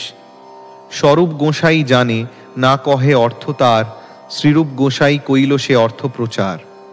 শ্লোকার্থ। সেই শ্লোকগুলির অর্থ কেবল স্বরূপ দামোদর গোস্বামী জানতেন, কিন্তু তিনি কারোর কাছে তা প্রকাশ করেননি। শ্রীল রূপ গোস্বামী সেই অর্থ প্রচার করেছিলেন। শ্লোক 135। স্বরূপ সঙ্গে যার অর্থ করে আস্বাদন, নৃত্য মধ্যে সেই শ্লোক করেন পঠন। শ্লোকার্থ। নৃত্য করতে করতে শ্রীচৈতন্য মহাপ্রভু আবার সেই শ্লোকটি গাইতে লাগলেন, যার অর্থ তিনি স্বরূপ দামোদর গোস্বামীর সঙ্গে আস্বাদন করেছিলেন। শ্লোক 136। অনুবাদ। গোপিকারা বললেন, হে কমলনাভ, সংসার কূপে পতিত মানুষদের উদ্ধারের একমাত্র অবলম্বন স্বরূপ তোমার শ্রীপাদপদ্ম, যা অসীম জ্ঞানসম্পন্ন মহান যোগীরা সর্বদাই তাঁদের হৃদয়ে ধ্যান করেন, গৃহ ধর্মরত আমাদের মনে উদিত হোক। তাৎপর্য। এই শ্লোকটি শ্রীমদ্ভাগবতের থেকে উদ্ধৃত। ব্রজগোপিকারা কর্মযোগ, জ্ঞানযোগ অথবা ধ্যানযোগের প্রতি উৎসাহী ছিলেন না, তারা কেবল ভগবত ভক্তিতেই উৎসাহী ছিলেন। তাদের জোর না করা হলে তারা কখনো ভগবানের শ্রীপাদপদ্মের ধ্যান করতে চাইতেন না। পক্ষান্তরে তারা ভগবানের শ্রীপাদপদ্ম তাদের স্তনের উপর রাখতে চাইতেন। কখনো কখনো তারা অনুশোচনা করতেন যে তাদের স্তন এত কঠিন যে তা হয়তো শ্রীকৃষ্ণের কোমল পাদপদ্মকে ব্যথা দিতে পারে। বৃন্দাবনের গোচারণ ভূমিতে শ্রীকৃষ্ণের পাদপদ্ম পাথর এবং কাঁটায় আহত হচ্ছে বলে মনে করে তারা ব্যথাতুর হয়ে কাঁদতেন। গোপিকারা সবসময়ই শ্রীকৃষ্ণকে গৃহে রাখতে চাইতেন এবং এইভাবে তাদের মন সবসময় কৃষ্ণ ভাবনায় মগ্ন থাকত। এই ধরনের শুদ্ধ কৃষ্ণ ভক্তি কেবল বৃন্দাবনেই উদয় হয়, তাই শ্রীচৈতন্য মহাপ্রভু ব্রজগোপিকাদের ভাবে ভাবিত হয়ে তার হৃদয়ের ভাব ব্যক্ত করেছিলেন। শ্লোক 137। অন্যের হৃদয় মন, মোর মন বৃন্দাবন, মনে বনে এক করি জানি, তাহা তোমার পদোদ্বয়, করাহ যদি উদয়, তবে তোমার পূর্ণ কৃপা মানি। শ্লোকার্থ। শ্রীমতী রাধারানীর ভাবে ভাবিত হয়ে শ্রীচৈতন্য মহাপ্রভু বলেছিলেন, অন্য লোকের মনই হৃদয়, কিন্তু আমার মন বৃন্দাবন থেকে পৃথক নয়। আমার মন ও বৃন্দাবনকে এক বলেই আমি জানি। তাই সেখানে যদি তুমি তোমার শ্রীপাদপদ্ম উদয় করাও, তাহলে তা তোমার পূর্ণ কৃপা বলে আমি মনে করব। তাৎপর্য, মন যখন সমস্ত উপাধি থেকে মুক্ত হয়, তখনই কেবল পরমেশ্বর ভগবানের সঙ্গ কামনা করা যায়। মনের কোনো না কোনো বৃত্তি থাকবেই। কেউ যদি জড় বিষয়ের বন্ধন থেকে মুক্ত হতে চায়, তাহলে মনকে বৃত্তি শূন্য করার মাধ্যমে তা করা যায় না। সেখানে চিন্তা, অনুভূতি এবং ইচ্ছা থাকতেই হবে। মন যদি কৃষ্ণ চিন্তায় পূর্ণ না হয়, কৃষ্ণ সেবা বাসনায় পূর্ণ না হয়, তাহলে মন জড় বিষয়ে মগ্ন থাকবে। যারা সব রকম জড়জাগতিক কার্যকলাপ পরিত্যাগ করেছে এবং সমস্ত জড় বিষয়ের চিন্তা পরিত্যাগ করেছে, তাদের কৃষ্ণ চিন্তায় মগ্ন হওয়ার উচ্চ আকাঙ্ক্ষা সব সময় পোষণ করা উচিত। কৃষ্ণ ব্যতীত কেউই বাঁচতে পারে না, ঠিক যেমন মনের আনন্দ ব্যতীত কেউ বাঁচতে পারে না। শ্লোক 138। প্রাণনাথ, শুনো মোর সত্য নিবেদন, ব্রজ আমার সদন, তাহা তোমার সঙ্গম, না পাইলে না রহে জীবন। শ্লোকার্থ: প্রাণনাথ, আমার সত্য নিবেদন শোনো। বৃন্দাবন আমার গৃহ এবং সেখানে আমি তোমার সঙ্গ সুখ কামনা করি, কিন্তু তা যদি না পাই, তাহলে আমার পক্ষে জীবন ধারণ করা বড়ই কষ্টকর হবে। শ্লোক 139। পূর্বে উদ্ভব দ্বারে, এবে সাক্ষাৎ আমারে, যোগ জ্ঞানে কহিলা উপায়, তুমি বিদগ্ধ কৃপাময়, জানহ আমার হৃদয়, মোরে ওইছে কহিতে না জুয়ায়। শ্লোকার্থ: হে কৃষ্ণ, তুমি যখন মথুরায় ছিলে, তখন উদ্ভবের মুখে জ্ঞান যোগ উপদেশ দিয়েছিলে। এখন তুমিও সেই জ্ঞান যোগ উপদেশ দিচ্ছ। আমার হৃদয় প্রেমময়, তাতে জ্ঞান ও যোগের স্থান নেই। তা জেনেও আমাকে তোমার এরকম উপদেশ দেওয়া উচিত নয়। তাৎপর্য: যিনি সর্বদা কৃষ্ণ ভাবনায় মগ্ন, তাঁর কাছে জ্ঞান যোগের পন্থা নিতান্তই অর্থহীন। মনোধর্ম প্রসূত জ্ঞানের প্রতি ভগবদ্ ভক্তের কোনো আগ্রহ নেই। মনোধর্ম প্রসূত জ্ঞান অথবা অষ্টাঙ্গ যোগ অনুশীলনের পরিবর্তে ভগবদ্ ভক্তের মন্দিরে শ্রীবিগ্রহের আরাধনা করা উচিত এবং নিরন্তর ভগবানের সেবায় যুক্ত হওয়া উচিত। ভক্তের কাছে মন্দিরে ভগবানের শ্রীবিগ্রহের আরাধনা করা এবং প্রত্যক্ষভাবে ভগবানের সেবা করার মধ্যে কোনো পার্থক্য নেই। ভগবানের শ্রীবিগ্রহকে অর্চা অবতারও বলা হয়, অর্থাৎ ভগবানের শ্রীবিগ্রহ ভগবানেরই অবতার। মাটি, শিলা, ধাতু, দারু ইত্যাদির মাধ্যমে ভগবানের প্রকাশ, চরমে জড় পদার্থের মাধ্যমে ভগবানের প্রকাশ এবং কৃষ্ণের চিন্ময় স্বরূপের মধ্যে কোনো পার্থক্য নেই, কেননা উভয়ই স্বয়ং শ্রীকৃষ্ণ শক্তির প্রকাশ। শ্রীকৃষ্ণের কাছে জড় ও চেতনের কোনো পার্থক্য নেই, তাই জড় পদার্থের মাধ্যমে তাঁর প্রকাশ তাঁর সচ্চিদানন্দ বিগ্রহ থেকে অভিন্ন। শাস্ত্র ও শ্রী গুরুদেব নির্দিষ্ট বিধি অনুসারে ভগবানের শ্রীবিগ্রহের সেবারত ভক্ত ধীরে ধীরে উপলব্ধি করতে পারেন যে তিনি পরমেশ্বর ভগবানের সঙ্গে সরাসরিভাবে সম্পর্কযুক্ত। এইভাবে তিনি তথাকথিত ধ্যান, যোগ এবং জ্ঞানের প্রতি সমস্ত উৎসাহ হারিয়ে ফেলেন। শ্লোক 140।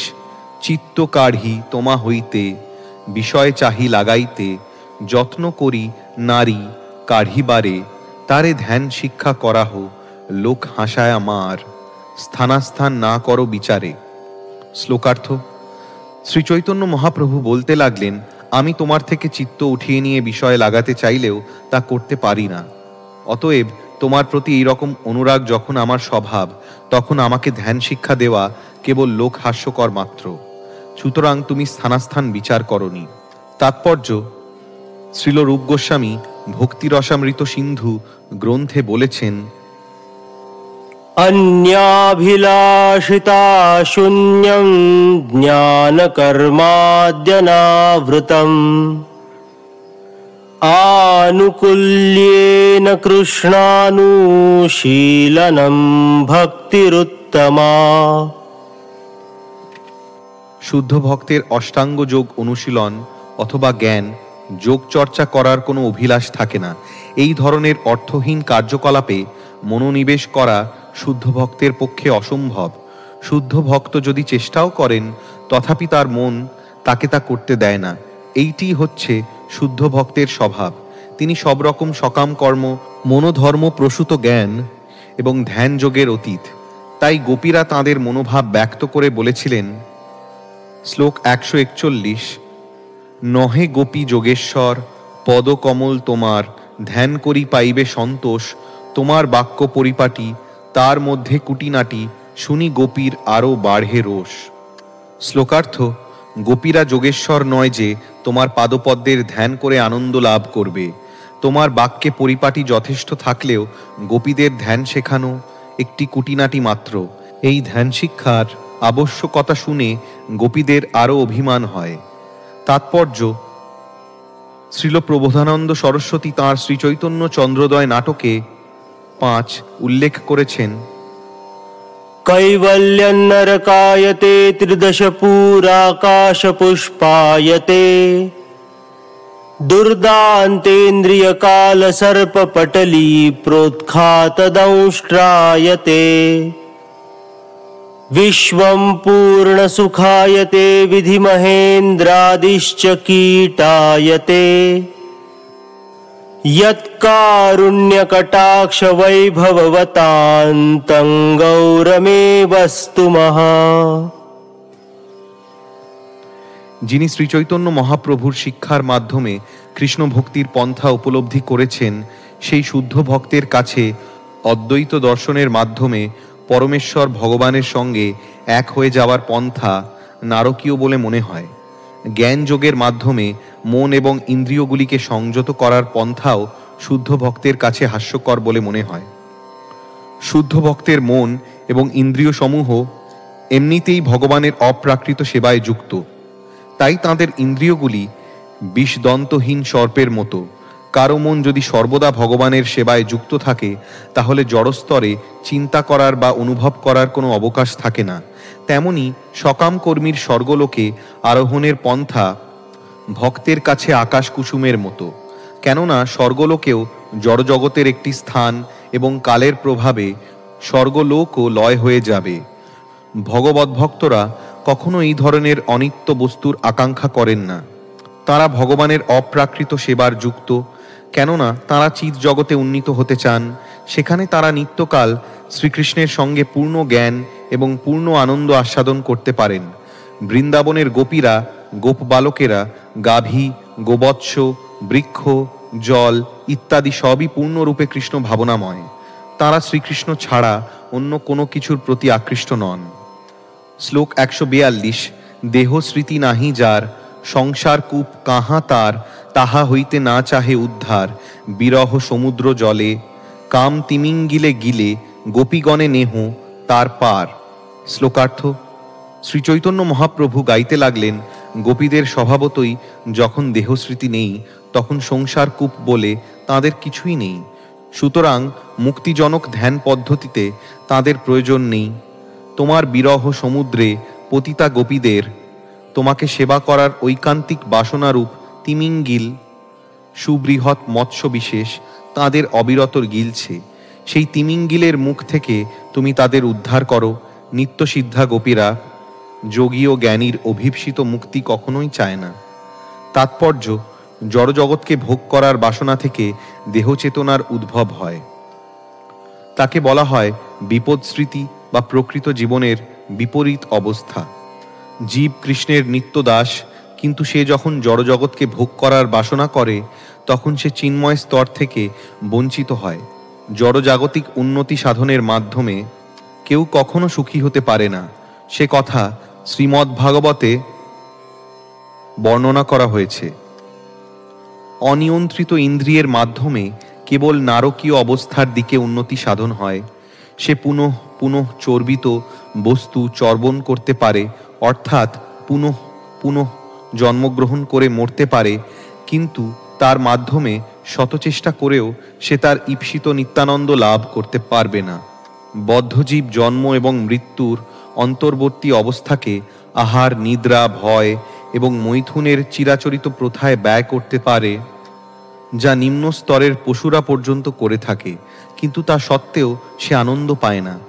যেহেতু একই কার্যকলাপে জীব বারবার প্রবৃত্ত হয়, তাই তার সঙ্গে চর্বিত বস্তু চর্বণ করার তুলনা করা হয়েছে। কেউ যদি এই নিরস জড়জীবন পরিত্যাগ করে কৃষ্ণ ভক্তির পন্থা অবলম্বন করেন, তাহলে তিনি জড়া প্রকৃতির কঠোর নিয়মের বন্ধন থেকে মুক্ত হতে পারেন। মুক্ত হবার জন্য তাকে আর কোনো পৃথক প্রচেষ্টা করতে হয় না।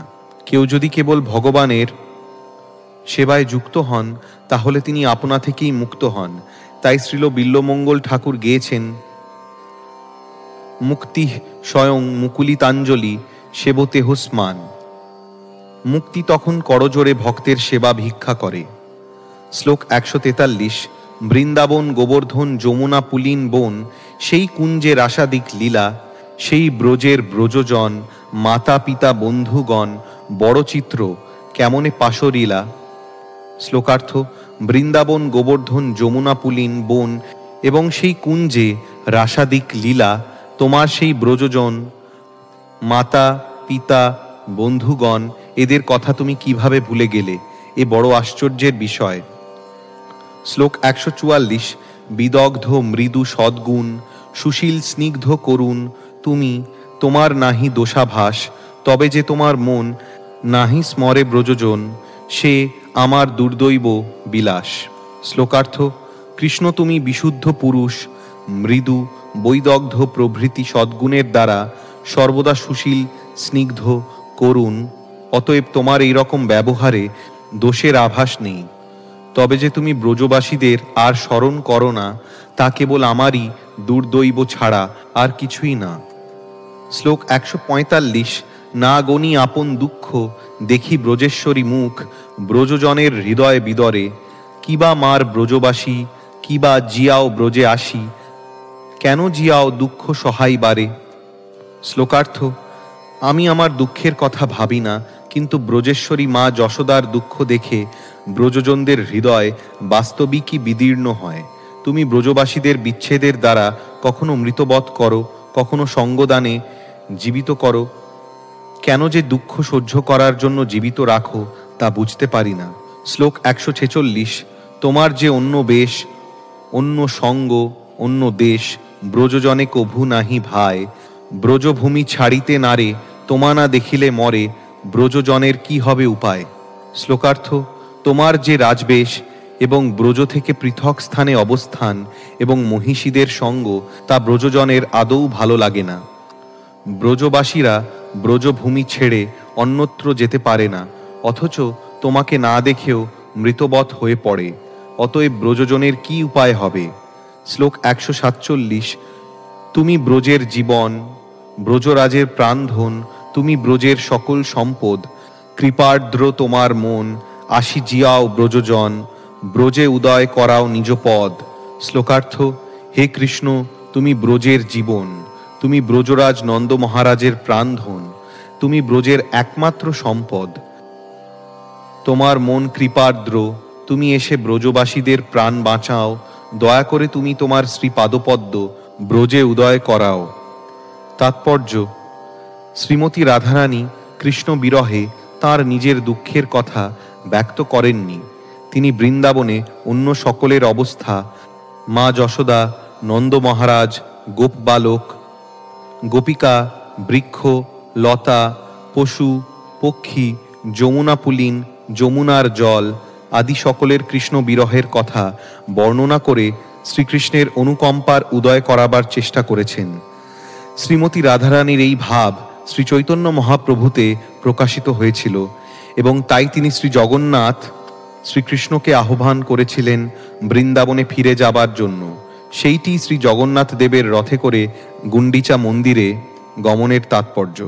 শ্লোক 148। শুনিয়া রাধিকা বাণী, ব্রজপ্রেম মনে আনি, ভাবে ব্যাকুলিত দেহ মন, ব্রজলোকের প্রেম শুনি, আপনাকে ঋণী মানি, করে কৃষ্ণ তাঁরে আশ্বাসন। শ্লোকার্থ: শ্রীমতী রাধারানীর বাণী শুনে তাঁর প্রতি ব্রজবাসীদের গভীর প্রেম স্মরণ করে শ্রীকৃষ্ণের দেহ ও মন ভাবে ব্যাকুলিত হল।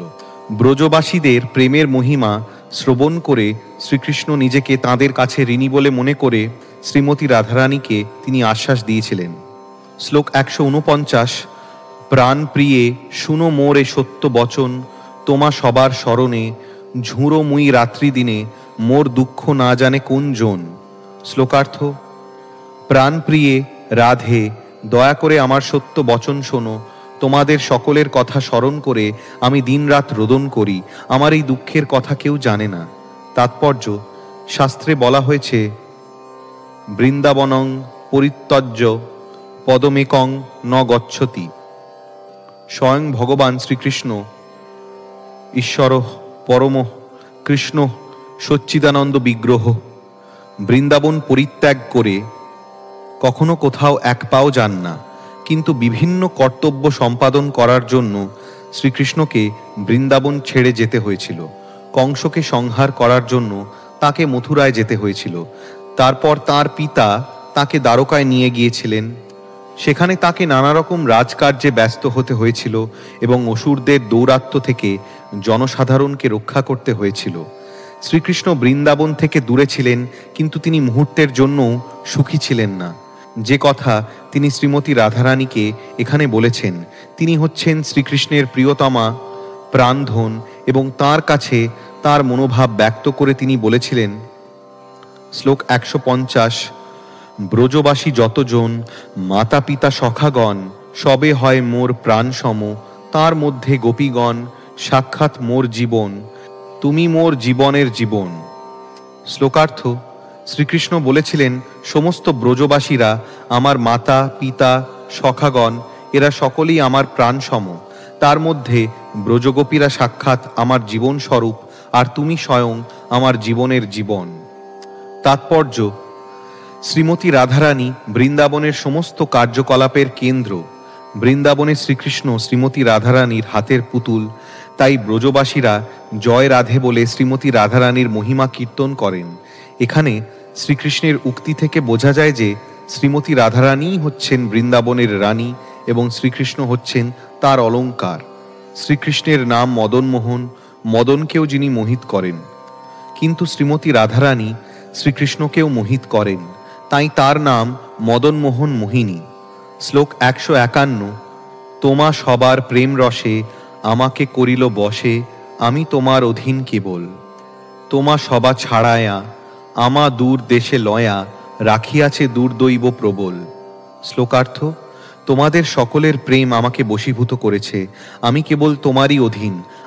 আমার প্রবল দুর্দৈব তোমাদের সকলের থেকে আমাকে বিচ্ছিন্ন করে দূর দেশে নিয়ে রেখেছে। শ্লোক 152, প্রিয়া প্রিয় সঙ্গহীনা, প্রিয় প্রিয়া সঙ্গ বিনা, নাহি জিয়ে এ সত্য প্রমাণ। মোর দশা শোনে যবে, তাঁর এই দশা হবে, এই ভয় দুহে রাখে প্রাণ। শ্লোকার্থ: প্রিয় সঙ্গহীনা প্রেয়সী, প্রিয়া সঙ্গহীন প্রেমিক যে বাঁচতে পারে না, এইটি সত্য প্রমাণ। তথাপি তারা এই মনে করে বেঁচে থাকে যে আমি মরেছি শুনলে তারও মৃত্যু হবে। শ্লোক 153, সেই সতী প্রেমবতী, প্রেমবান সেই পতি, বিয়োগে যে বাঞ্ছে প্রিয় হিতে, না গণে আপন দুঃখ, বাঞ্ছে প্রিয়জন সুখ, সেই দুই মিলে অচিরাতে। শ্লোকার্থ: সেই সতী প্রেমবতী এবং সেই পতি প্রেমবান, যাঁরা বিরহেও পরস্পরের হিত কামনা করেন। তারা নিজেদের দুঃখের কথা বিবেচনা না করে কেবল প্রিয়জনের সুখ কামনা করেন। সেই প্রেমিক প্রেমিকা অচিরেই পরস্পরের সঙ্গে মিলিত হন। শ্লোক 154, রাখিতে তোমার জীবন সেবি আমি নারায়ণ, তাঁর শক্তে আসি নীতিমিতি, তোমা সনে ক্রীড়া করি, নীতি যাই যদুপুরী, তাহা তুমি মানহ মোর স্ফূর্তি। শ্লোকার্থ: তুমি আমার নিত্য প্রিয়া এবং আমার বিরহে তুমি যে বাঁচবে না তা জেনে আমি নারায়ণের সেবা করে তার বিভূত শক্তি বলে প্রতিদিন ব্রজে এসে তোমার সঙ্গে ক্রীড়া করে আবার যদুপুরীতে ফিরে যাই। তাই তুমি বৃন্দাবনে সবসময় আমার উপস্থিতি অনুভব করো। শ্লোক 155, মোর ভাগ্য মো বিষয়ে তোমার যে প্রেম হয়ে, সেই প্রেম পরম প্রবল, লুকায়া আমা আনে, সঙ্গ করায় তোমার সনে, প্রকটেহ আনিবে সত্তর। শ্লোকার্থ: আমার অনেক সৌভাগ্য যে আমার প্রতি তোমার যে প্রেম তা পরম প্রবল, তা লুকিয়ে আমাকে নিয়ে এসে তোমার সঙ্গে সঙ্গ করায়। আমি আশা করি যে শীঘ্রই আমি তোমাদের সকলের কাছে প্রকট হব। তাৎপর্য: শ্রীকৃষ্ণের উপস্থিতি দুই প্রকার, প্রকট এবং অপ্রকট। এই উভয় প্রকার উপস্থিতি একনিষ্ঠ ভক্তের কাছে সমানভাবে প্রতীত হয়। শ্রীকৃষ্ণ যদি ব্যক্তিগতভাবে উপস্থিত নাও থাকেন, কৃষ্ণ ভাবনায় মগ্ন থাকার ফলে ভক্ত শ্রীকৃষ্ণের উপস্থিতি অনুভব করেন। সে সম্বন্ধে ব্রহ্ম সংহিতায় বলা হয়েছে, প্রেমাঞ্জনচ্ছুরিত ভক্তি বিলোচনেন সন্তঃ সদৈব হৃদয়েষু বিলোকয়ন্তি ইয়ং শ্যাম সুন্দরমচিন্ত্য গুণস্বরূপম গোবিন্দমাদি পুরুষন্তমহং ভজামি।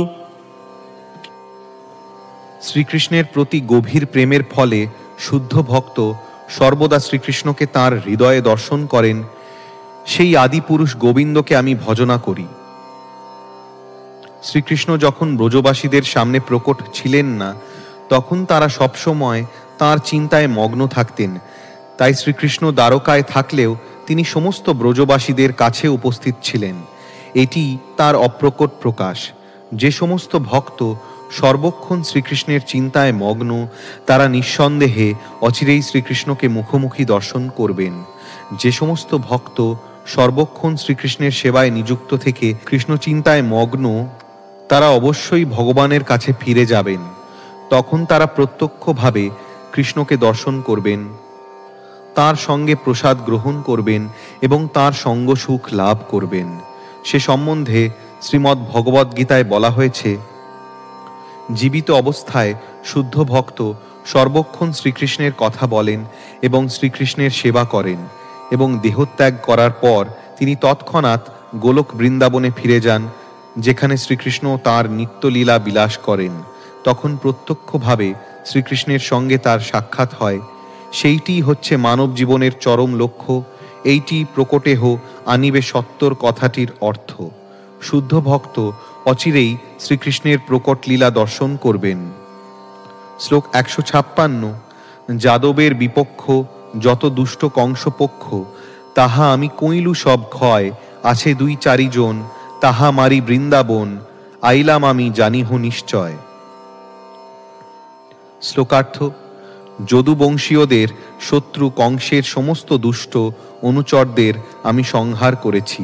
কেবলমাত্র 2-4 জন এখনো বাকি আছে, তাদের মেরে আমি শীঘ্রই বৃন্দাবনে ফিরে আসব। সে সম্বন্ধে তুমি নিশ্চিন্ত থেকো। তাৎপর্য: শ্রীকৃষ্ণ যেমন বৃন্দাবন ছেড়ে কোথাও যান না, কৃষ্ণ ভক্তরাও তেমন বৃন্দাবন ছেড়ে কোথাও যেতে চান না। কিন্তু কৃষ্ণ সেবা করার জন্য, শ্রীকৃষ্ণের বাণী প্রচারের জন্য তিনি বৃন্দাবন ছেড়ে বাইরে যান। সেই কাজ সম্পন্ন হলে শুদ্ধ ভক্ত শ্রীকৃষ্ণের নিত্যধাম শ্রী বৃন্দাবনে ফিরে যান। শ্রীমতী রাধারানীকে শ্রীকৃষ্ণ আশ্বাস দিয়েছিলেন যে সমস্ত অসুরদের সংহার করে তিনি শীঘ্রই বৃন্দাবনে ফিরে যাবেন। তাই তিনি শ্রীমতী রাধারানীকে বলেছিলেন, আরও 2-4 জন অসুরদের সংহার করা বাকি আছে, তাদের সংহার করে আমি শীঘ্রই বৃন্দাবনে আসব। শ্লোক 157। সেই শত্রুগণ হইতে ব্রজজন রাখিতে রহি রাজ্যে উদাসীন হয়া, যে বা স্ত্রী পুত্র ধনে করি রাজ্য আবরণে, যদুগণের সন্তোষ লাগিয়া। শ্লোকার্থ: সেই সমস্ত শত্রুদের থেকে ব্রজবাসীদের রক্ষা করার জন্য আমি রাজ্যে থাকি। প্রকৃতপক্ষে আমার এই রাজপদের প্রতি আমি সম্পূর্ণ উদাসীন। আমি যে আমার রাজপদে অধিষ্ঠিত থেকে আমার স্ত্রী পুত্রদের রক্ষণাবেক্ষণ করি, তা কেবল যাদবদের সন্তুষ্ট করার জন্য। শ্লোক 158। তোমার যে প্রেম গুণ করে আমা আকর্ষণ, আনিবে আমা দিন 10-20, পুনঃ আসি বৃন্দাবনে, ব্রজবধূ তোমা সনে, বিলসিব রজনী দিবসে। শ্লোকার্থ: তোমার প্রেমের গুণ আমাকে সর্বদা বৃন্দাবনে আকর্ষণ করে। 10-20 দিনের মধ্যেই আমি সেখানে ফিরে আসব এবং পুনরায় বৃন্দাবনে এসে তোমার এবং অন্য সমস্ত ব্রজগোপিকাদের সঙ্গে দিন রাত লীলাবিলাস করব। শ্লোক 159। এত তাঁরে কহি কৃষ্ণ, ব্রজে যাইতে সতৃষ্ণ, এক শ্লোক পড়ি শুনাইল। সেই শ্লোক শুনি রাধা, খণ্ডিল সকল বাধা, কৃষ্ণ প্রাপ্তে প্রতীতি হইল। শ্লোকার্থ: শ্রীমতী রাধারানীকে একথা বলে ব্রজে যাবার জন্য সতৃষ্ণ হয়ে শ্রীকৃষ্ণ তাকে একটি শ্লোক শোনালেন। সেই শ্লোক শুনে শ্রীমতী রাধারানীর সমস্ত বাধা দূর হল এবং দৃঢ়ভাবে বিশ্বাস হল যে শ্রীকৃষ্ণকে তিনি অচিরেই প্রাপ্ত হবেন। শ্লোক 160। অনুবাদ: জীব আমার প্রতি ভক্তিযুক্ত হওয়ার ফলে অমৃতত্ব লাভ করে। হে ব্রজবালাগণ, তোমরা যে আমার প্রতি অনুরক্ত হয়েছ তা তোমাদের পক্ষে অত্যন্ত কল্যাণজনক, কেননা এই অনুরাগী আমাকে লাভ করার একমাত্র উপায়। তাৎপর্য: এই শ্লোকটি শ্রীমদ্ভাগবত থেকে উদ্ধৃত। শ্লোক 161। এই সব অর্থ প্রভু স্বরূপের সনে রাত্রি দিনে ঘরে বসি করে আস্বাদনে। শ্লোকার্থ: শ্রীচৈতন্য মহাপ্রভু স্বরূপ দামোদরের সঙ্গে দিন রাত ঘরে বসে এই সমস্ত আস্বাদন করতেন। শ্লোক 162। নৃত্যকালে সেইভাবে আবিষ্ট হয়া শ্লোক পড়ি নাচে জগন্নাথ মুখ চায়া। শ্লোকার্থ: শ্রী জগন্নাথ দেবের রথের সম্মুখে সেইভাবে আবিষ্ট হয়ে শ্রী জগন্নাথ দেবের মুখের দিকে তাকিয়ে এই সমস্ত শ্লোক উচ্চারণ করতে করতে ভাবাবিষ্ট হয়ে শ্রী চৈতন্য মহাপ্রভু নৃত্য করেছিলেন। শ্লোক 163। স্বরূপ গোসাইর ভাগ্য না যায় বর্ণন, প্রভুতে আবিষ্ট যাঁর কায় বাক্য মন। শ্লোকার্থ: স্বরূপ দামোদর গোস্বামীর সৌভাগ্যের কথা কেউ ভাষায় বর্ণনা করতে পারেন না, কেননা তাঁর দেহ, মন এবং বাক্য শ্রীচৈতন্য মহাপ্রভুর সেবায় আবিষ্ট ছিল। শ্লোক 164। স্বরূপের ইন্দ্রিয়ে প্রভুর নিজেন্দ্রিয়গণ আবিষ্ট হয়া করে গান আস্বাদন। শ্লোকার্থ: শ্রীচৈতন্য মহাপ্রভুর ইন্দ্রিয় এবং স্বরূপ দামোদরের ইন্দ্রিয় অভিন্ন ছিল, তাই শ্রীচৈতন্য মহাপ্রভু আবিষ্ট হয়ে স্বরূপ দামোদরের গান আস্বাদন করছিলেন। শ্লোক 165। ভাবের আবেশে প্রভু ভূমিতে বসিয়া তর্জনীতে ভূমে লিখে অধমুখ হয়া। শ্লোকার্থ: শ্রীচৈতন্য মহাপ্রভু কখনো ভূমিতে বসে অধমুখ হয়ে তাঁর তর্জনী দিয়ে ভূমিতে লিখছিলেন। শ্লোক 166। অঙ্গুলিতে ক্ষত হবে জানি দামোদর, ভয় নিজ করে নিবারয় প্রভু কর। শ্লোকার্থ: এইভাবে লেখার ফলে মহাপ্রভুর অঙ্গুলি ক্ষত হবে জেনে স্বরূপ দামোদর তাঁর নিজের হাত দিয়ে তাকে নিবারণ করছিলেন। শ্লোক 167। প্রভুর ভাবানুরূপ স্বরূপের গান যবে যেই রস তাহা করে মূর্তিমান। শ্লোকার্থ: শ্রীচৈতন্য মহাপ্রভুর ভাব অনুসারে স্বরূপ দামোদর গান গাইছিলেন। মহাপ্রভুর যখন যে ভাবের উদয় হতো স্বরূপ দামোদরের তখন ঠিক তদ্রূপ গানের মাধ্যমে সেই রস মূর্ত হয়ে উঠছিল। শ্লোক 168। শ্রী জগন্নাথের দেখে শ্রীমুখ কমল, তাহার উপর সুন্দর নয়ন যুগল। শ্লোকার্থ: শ্রীচৈতন্য মহাপ্রভু শ্রী জগন্নাথ দেবের শ্রীমুখ কমল এবং তার উপর তাঁর সুন্দর নয়ন যুগল দর্শন করছিলেন। শ্লোক 169। সূর্যের কিরণে মুখ করে ঝলমল, মাল্য বস্ত্র দিব্য অলঙ্কার পরিমল। শ্লোকার্থ: শ্রী জগন্নাথ দেবের শ্রীঅঙ্গ ফুলের মালা, সুন্দর বস্ত্র, দিব্য অলঙ্কার এবং সুগন্ধের দ্বারা সুসজ্জিত ছিল এবং তার মুখমণ্ডল সূর্যের কিরণে ঝলমল করছিল। শ্লোক 170। প্রভুর হৃদয়ে আনন্দ সিন্ধু উথলিল, উন্মাদ ঝঞ্ঝা বাত ততক্ষণে উঠিল। শ্লোকার্থ: শ্রীচৈতন্য মহাপ্রভুর হৃদয়ে আনন্দের সিন্ধু উদ্বেলিত হল এবং তখন প্রবল ঝড়ের মতো দিব্য উন্মাদনার লক্ষণগুলি তাঁর মধ্যে দেখা দিল। শ্লোক 171। আনন্দোন্মাদে উঠায় ভাবের তরঙ্গ, নানা ভাব সৈন্যে উপজিল যুদ্ধ রঙ্গ। শ্লোকার্থ: আনন্দ উন্মাদনায় ভাবের তরঙ্গ উঠতে লাগলো এবং বিবিধ ভাবসমূহ সৈন্যের মতো পরস্পরের সাথে যুদ্ধ করতে লাগলো। শ্লোক 172। ভাবোদয় ভাবশান্তি সন্ধি সাবল্য, সঞ্চারী সাত্ত্বিক স্থায়ী স্বভাব প্রাবল্য। শ্লোকার্থ: ভাবের লক্ষণগুলি বর্ধিত হতে লাগলো। এইভাবে ভাবের উদয়, ভাবের শান্তি, সন্ধি, সাবল্য, সঞ্চারী, সাত্ত্বিক ও স্থায়ী ভাবসমূহের প্রাবল্য দেখা দিল। শ্লোক 173। প্রভুর শরীর যেন শুদ্ধ হেমাচল, ভাব পুষ্পদ্রুম তাহে পুষ্পিত সকল। শ্লোকার্থ: শ্রীচৈতন্য মহাপ্রভুর শরীর যেন এক অপ্রাকৃত সুবর্ণ পর্বত এবং তাতে ভাবরূপ পুষ্পবৃক্ষ সমূহ পুষ্পিত হয়ে প্রকাশিত হয়েছিল। শ্লোক 174। দেখিতে আকর্ষয় সবার চিত্ত মন, প্রেমামৃত বৃষ্টে প্রভু সিঞ্চে সবার মন। শ্লোকার্থ: এই সমস্ত লক্ষণগুলির দর্শনে সকলের চিত্ত এবং মন আকৃষ্ট হয়েছিল। শ্রীচৈতন্য মহাপ্রভু যেন প্রেমামৃত বর্ষণ করে সকলকে সিক্ত করেছিলেন। শ্লোক 175, 176। জগন্নাথ সেবক যত রাজপাত্রগণ, যাত্রিক লোক নীলাচলবাসী যতজন, প্রভুর নৃত্য প্রেম দেখি হয় চমৎকার, কৃষ্ণ প্রেম উছলিল হৃদয় সবার। শ্লোকার্থ: শ্রী জগন্নাথ দেবের সমস্ত সেবক, রাজার সমস্ত পাত্রগণ, সমস্ত তীর্থযাত্রী এবং সমস্ত নীলাচলবাসী শ্রীচৈতন্য মহাপ্রভুর নৃত্য এবং প্রেম বিকার দেখে চমৎকৃত হলেন এবং সকলের হৃদয়ে কৃষ্ণপ্রেম উচ্ছল হয়ে উঠল। শ্লোক 177। প্রেমে নাচে গায়ে লোক করে কোলাহল, প্রভুর নৃত্য দেখি সবে আনন্দে বিহ্বল। শ্লোকার্থ: গভীর প্রেমে সকলে নাচতে লাগলেন, গাইতে লাগলেন এবং কোলাহল করতে লাগলেন। শ্রীচৈতন্য মহাপ্রভুর নৃত্য দেখে সকলেই আনন্দে বিহ্বল হয়েছিলেন। শ্লোক 178। অন্যের কি কাজ জগন্নাথ হলধর, প্রভুর নৃত্য দেখি সুখে চলিলা মন্থর।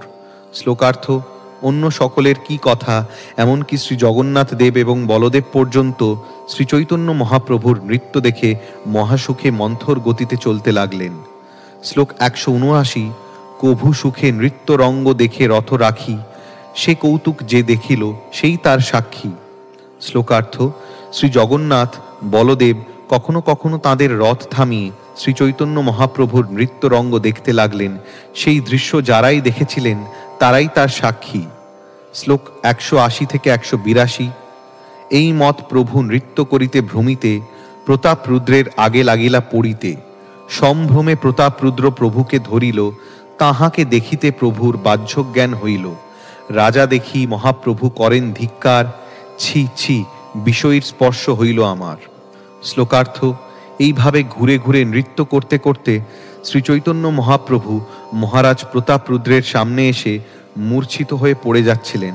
তখন মহারাজ প্রতাপ রুদ্র মহাসম্ভ্রমে শ্রীচৈতন্য মহাপ্রভুকে ধরলেন। তাকে দেখে শ্রীচৈতন্য মহাপ্রভুর বাহ্যজ্ঞান হল এবং রাজাকে দেখে তিনি নিজেকে ধিক্কার দিয়ে বলতে লাগলেন, ছি ছি আমার বিষয় স্পর্শ হল। শ্লোক 183। আবেশেতে নিত্যানন্দ না হইলা সাবধানে, কাশীশ্বর গোবিন্দ আছিলা অন্য স্থানে। শ্লোকার্থ: শ্রীচৈতন্য মহাপ্রভু যখন মূর্ছিত হয়ে পড়েছিলেন তখন নিত্যানন্দ প্রভু ভাবাবিষ্ট হয়ে থাকার ফলে সতর্ক ছিলেন না এবং কাশীশ্বর ও গোবিন্দ অন্যত্র ছিলেন। শ্লোক 184, 185। যদ্যপি রাজার দেখি হাড়ির সেবন, প্রসন্ন হয়াছে তাঁরে মিলিবারে মন, তথাপি আপন গণে করিতে সাবধান, বাহ্যে কিছু রসাভাস কইলা ভগবান। শ্লোকার্থ: মহারাজ প্রতাপ রুদ্রকে ঝাড়ুদারের মতো শ্রী জগন্নাথ দেবের পথ পরিষ্কার করতে দেখে যদিও শ্রীচৈতন্য মহাপ্রভু প্রসন্ন হয়েছিলেন এবং তার সঙ্গে মিলিত হওয়ার ইচ্ছা করেছিলেন, তবুও তাঁর আপনজনদের সাবধান করার জন্য বাইরে তিনি কিছু রোষের আভাস প্রকাশ করেছিলেন। তাৎপর্য: শ্রীচৈতন্য মহাপ্রভুকে মহারাজ প্রতাপ রুদ্রের সঙ্গে সাক্ষাৎ করতে অনুরোধ করলে তৎক্ষণাৎ তিনি তা প্রত্যাখ্যান করেছিলেন এবং বলেছিলেন, নিষ্কিঞ্চিনস্য ভগবদ্ভজনোন্মুখস্য পারম পরঞ্জিগমিশোর্ভবসাগরস্য সন্দর্শনং বিষয়িণামথ যোষিতাঞ্চ হা হন্ত হন্ত বিষভক্ষণতোপ্যসাধু। নিষ্কিঞ্চনস্য বলতে যারা জড়জাগতিক কার্যকলাপ থেকে নিবৃত্ত হয়েছেন তাদের বোঝানো হয়েছে। এই ধরনের মানুষেরাই কেবল সংসার সমুদ্র উত্তীর্ণ হবার জন্য ভগবদ্ভক্তির পন্থা অবলম্বন করতে পারেন। এই ধরনের মানুষদের পক্ষে বিষয়ীদের সঙ্গে এবং স্ত্রীলোকদের সঙ্গে মুখোমুখিভাবে মেলামেশা করা অত্যন্ত বিপজ্জনক। যারা ভগবদ্ধামে ফিরে যেতে চান তাদের পক্ষে এই বিষয়ে অত্যন্ত সাবধান হওয়া উচিত। তার অন্তরঙ্গ ভক্তদের সেই সমস্ত তথ্য শিক্ষা দেওয়ার জন্য মহারাজ প্রতাপরুদ্র যখন তাকে স্পর্শ করেছিলেন, তখন শ্রীচৈতন্য মহাপ্রভু বাইরে এইরূপ রোষ প্রকাশ করেছিলেন। শ্রীচৈতন্য মহাপ্রভু যেহেতু রাজার বিনীত ব্যবহারে অত্যন্ত সন্তুষ্ট হয়েছিলেন, তাই তিনি স্বেচ্ছায় রাজাকে তাঁর শ্রীঅঙ্গ স্পর্শ করতে দিয়েছিলেন, কিন্তু তার অন্তরঙ্গ পার্ষদদের সাবধান করার জন্য বাইরে রোষ প্রকাশ করেছিলেন। শ্লোক 186। প্রভুর বচনে রাজার মনে হইল ভয়, সার্বভৌম কহে তুমি না করো সংশয়। শ্লোকার্থ: শ্রীচৈতন্য মহাপ্রভুর মুখে এই রোষপূর্ণ বাণী শ্রবণ করে মহারাজ প্রতাপরুদ্র অত্যন্ত ভীত হলেন, কিন্তু সার্বভৌম ভট্টাচার্য তাকে বললেন, মহারাজ, আপনি বিচলিত হবেন না। শ্লোক 187। তোমার উপরে প্রভুর সুপ্রসন্ন মন, তোমা লক্ষ্য করি শিখায়েন নিজগণ। শ্লোকার্থ: সার্বভৌম ভট্টাচার্য রাজাকে বললেন, মহাপ্রভু আপনার প্রতি অত্যন্ত প্রসন্ন হয়েছেন, কিন্তু আপনাকে লক্ষ্য করে তিনি তার অন্তরঙ্গ ভক্তদের এইভাবে শিক্ষা দিচ্ছেন। তাৎপর্য: আপাত দৃষ্টিতে মহারাজ প্রতাপরুদ্র যদিও ছিলেন কামিনী কাঞ্চনে আসক্ত বিষয়ী, কিন্তু ভগবদ্ভক্তির প্রভাবে অন্তরে তিনি পবিত্র হয়েছিলেন। শ্রী জগন্নাথ দেবের সন্তুষ্টি বিধানের জন্য রথযাত্রার পথ তাকে ঝাড়ু দিয়ে পরিষ্কার করতে দেখে তা বোঝা গিয়েছিল।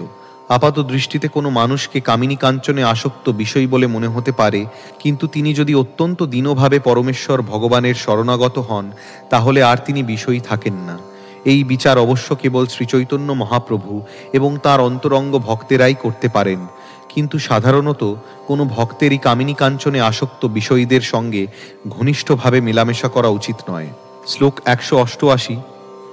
অবসর জানি আমি করিব নিবেদন, সেই কালে যাই করি হো প্রভুর মিলন। শ্লোকার্থ: সার্বভৌম ভট্টাচার্য বললেন, অবসর বুঝে আমি তার কাছে গিয়ে নিবেদন করব এবং তখন আপনি মহাপ্রভুর সঙ্গে সাক্ষাৎ করবেন। শ্লোক 189। তবে মহাপ্রভুর রথ প্রদক্ষিণ করিয়া রথ পাছে যাই, ঠেলে রথে মাথা দিয়া।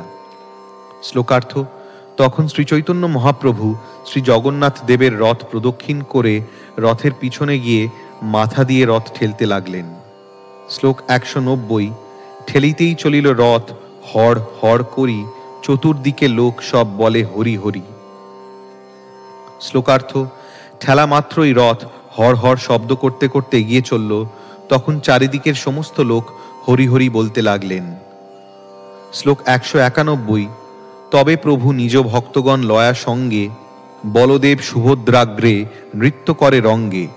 শ্লোকার্থ: তখন শ্রীচৈতন্য মহাপ্রভু তাঁর ভক্তদের নিয়ে বলদেবের এবং সুভদ্রার রথের সামনে আনন্দে নৃত্য করতে লাগলেন। শ্লোক 192। তাহা নৃত্য করি জগন্নাথ আগে আইলা, জগন্নাথ দেখি নৃত্য করিতে লাগিলা। শ্লোকার্থ: বলদেব এবং সুভদ্রার রথের সামনে নৃত্য করে শ্রীচৈতন্য মহাপ্রভু শ্রী জগন্নাথ দেবের রথের সামনে এলেন এবং শ্রী জগন্নাথ দেবকে দর্শন করে নৃত্য করতে লাগলেন। শ্লোক 193। চলিয়া আইল রথ বলগণ্ডী স্থানে, জগন্নাথ রথ রাখি দেখে ডাহিনে বামে। শ্লোকার্থ: রথ যখন বলগণ্ডী নামক স্থানে এলো, তখন শ্রী জগন্নাথ দেব তাঁর রথ থামিয়ে ডাহিনে এবং বামে দেখতে লাগলেন। শ্লোক 194। বামে বিপ্রশাসন, নারিকেল বন, ডাহিনে তো পুষ্পোদ্যান, যেন বৃন্দাবন। শ্লোকার্থ: বাম দিকে শ্রী জগন্নাথ দেব দেখলেন বিপ্রশাসন নামক ব্রাহ্মণদের বসবাসের স্থান এবং নারিকেলের বন, আর ডান দিকে পুষ্পোদ্যান, যা ঠিক বৃন্দাবনের মতো। তাৎপর্য: উড়িষ্যা দেশে ব্রাহ্মণ পল্লীকে বিপ্রশাসন বলা হয়। শ্লোক 195। আগে নৃত্য করে গৌর লয়া ভক্তগণ, রথ রাখি জগন্নাথ করেন দর্শন। শ্লোকার্থ: শ্রীচৈতন্য মহাপ্রভু তাঁর ভক্তদের নিয়ে রথের সামনে নৃত্য করছিলেন এবং রথ থামিয়ে শ্রী জগন্নাথ দেব তা দেখছিলেন। শ্লোক 196। সেই স্থলে ভোগ লাগে আছয় নিয়ম, কোটি ভোগ জগন্নাথ করে আস্বাদন। শ্লোকার্থ: চিরাচরিত প্রথা অনুসারে সেই বিপ্রশাসন নামক স্থানে শ্রী জগন্নাথ দেবের ভোগ লাগে। শ্রী জগন্নাথ দেবকে সেখানে অসংখ্য ভোগ নিবেদন করা হয়েছিল এবং তিনি তার প্রত্যেকটি পদ আস্বাদন করেছিলেন। শ্লোক 197। জগন্নাথের ছোট বড় যত ভক্তগণ নিজ নিজ উত্তম ভোগ করে সমর্পণ। শ্লোকার্থ: ছোট এবং বড় সমস্ত ভক্তরাই স্বহস্তে উত্তম ভোগ তৈরি করে তা শ্রী জগন্নাথ দেবকে নিবেদন করেছিলেন। শ্লোক 198। রাজা রাজমহিষী বৃন্দ, পাত্র মিত্রগণ, নীলাচলবাসী যত ছোট বড় জন। শ্লোকার্থ: মহারাজ প্রতাপরুদ্র, তাঁর মহিষী বৃন্দ, পাত্র মিত্র এবং নীলাচলের ছোট বড় সমস্ত অধিবাসীরাই শ্রী জগন্নাথ দেবকে সেখানে ভোগ নিবেদন করেছিলেন। শ্লোক 199। নানা দেশের দেশী যত যাত্রিকজন নিজ নিজ ভোগ তাহা করে সমর্পণ। শ্লোকার্থ: নানা দেশ থেকে যত তীর্থযাত্রী এসেছিলেন তারাও নিজের হাতে তৈরি করে ভোগ নিবেদন করেছিলেন। শ্লোক 200। আগে পাছে দুই পার্শ্বে পুষ্পোদ্যান বনে, যেই যাহা পায় লাগায় নাহিক নিয়মে। শ্লোকার্থ: রথের আগে, রথের পিছনে, রথের দুপাশে পুষ্পোদ্যানে বনে যে যেখানে পেরেছিলেন সেখানেই শ্রী জগন্নাথ দেবকে ভোগ নিবেদন করেছিলেন। তাতে কোনো বাঁধা ধরা নিয়ম ছিল না। শ্লোক 201। ভোগের সময় লোকের মহা ভিড় হইল, নৃত্য ছাড়ি মহাপ্রভু উপবনে গেল। শ্লোকার্থ: ভোগের সময় লোকের মহা ভিড় হল, তখন শ্রীচৈতন্য মহাপ্রভু নৃত্য বন্ধ করে নিকটবর্তী উপবনে গেলেন। শ্লোক 202। প্রেমাবেশে মহাপ্রভু উপবন পায়া, পুষ্পোদ্যানে গৃহপিণ্ডায় রহিলা পড়িয়া। শ্লোকার্থ: উপবনে গিয়ে শ্রীচৈতন্য মহাপ্রভু প্রেমাবেশে পুষ্পোদ্যানে একটি গৃহপিণ্ডার উপর পড়ে রইলেন। শ্লোক 203। নৃত্য পরিশ্রমে প্রভুর দেহে ঘন ঘর্ম, সুগন্ধি শীতল বায়ু করেন সেবন। শ্লোকার্থ: নৃত্য করে শ্রীচৈতন্য মহাপ্রভু পরিশ্রান্ত হয়ে পড়েছিলেন এবং তাঁর সারা দেহে প্রচুর পরিমাণে ঘর্ম নির্গত হচ্ছিল, তাই তিনি সুগন্ধি শীতল বায়ু সেবন করছিলেন। শ্লোক 204। যত ভক্ত কীর্তনিয়া আসিয়া আরামে, প্রতি বৃক্ষতলে সবে করেন বিশ্রামে। শ্লোকার্থ: যে সমস্ত ভক্তরা কীর্তন করছিলেন তারা সকলে সেখানে এসে প্রতিটি বৃক্ষের তলায় বসে বিশ্রাম করতে লাগলেন। শ্লোক 205। এই তো কহিল প্রভুর মহাসংকীর্তন, জগন্নাথের আগে জয়ীছে করিল নর্তন।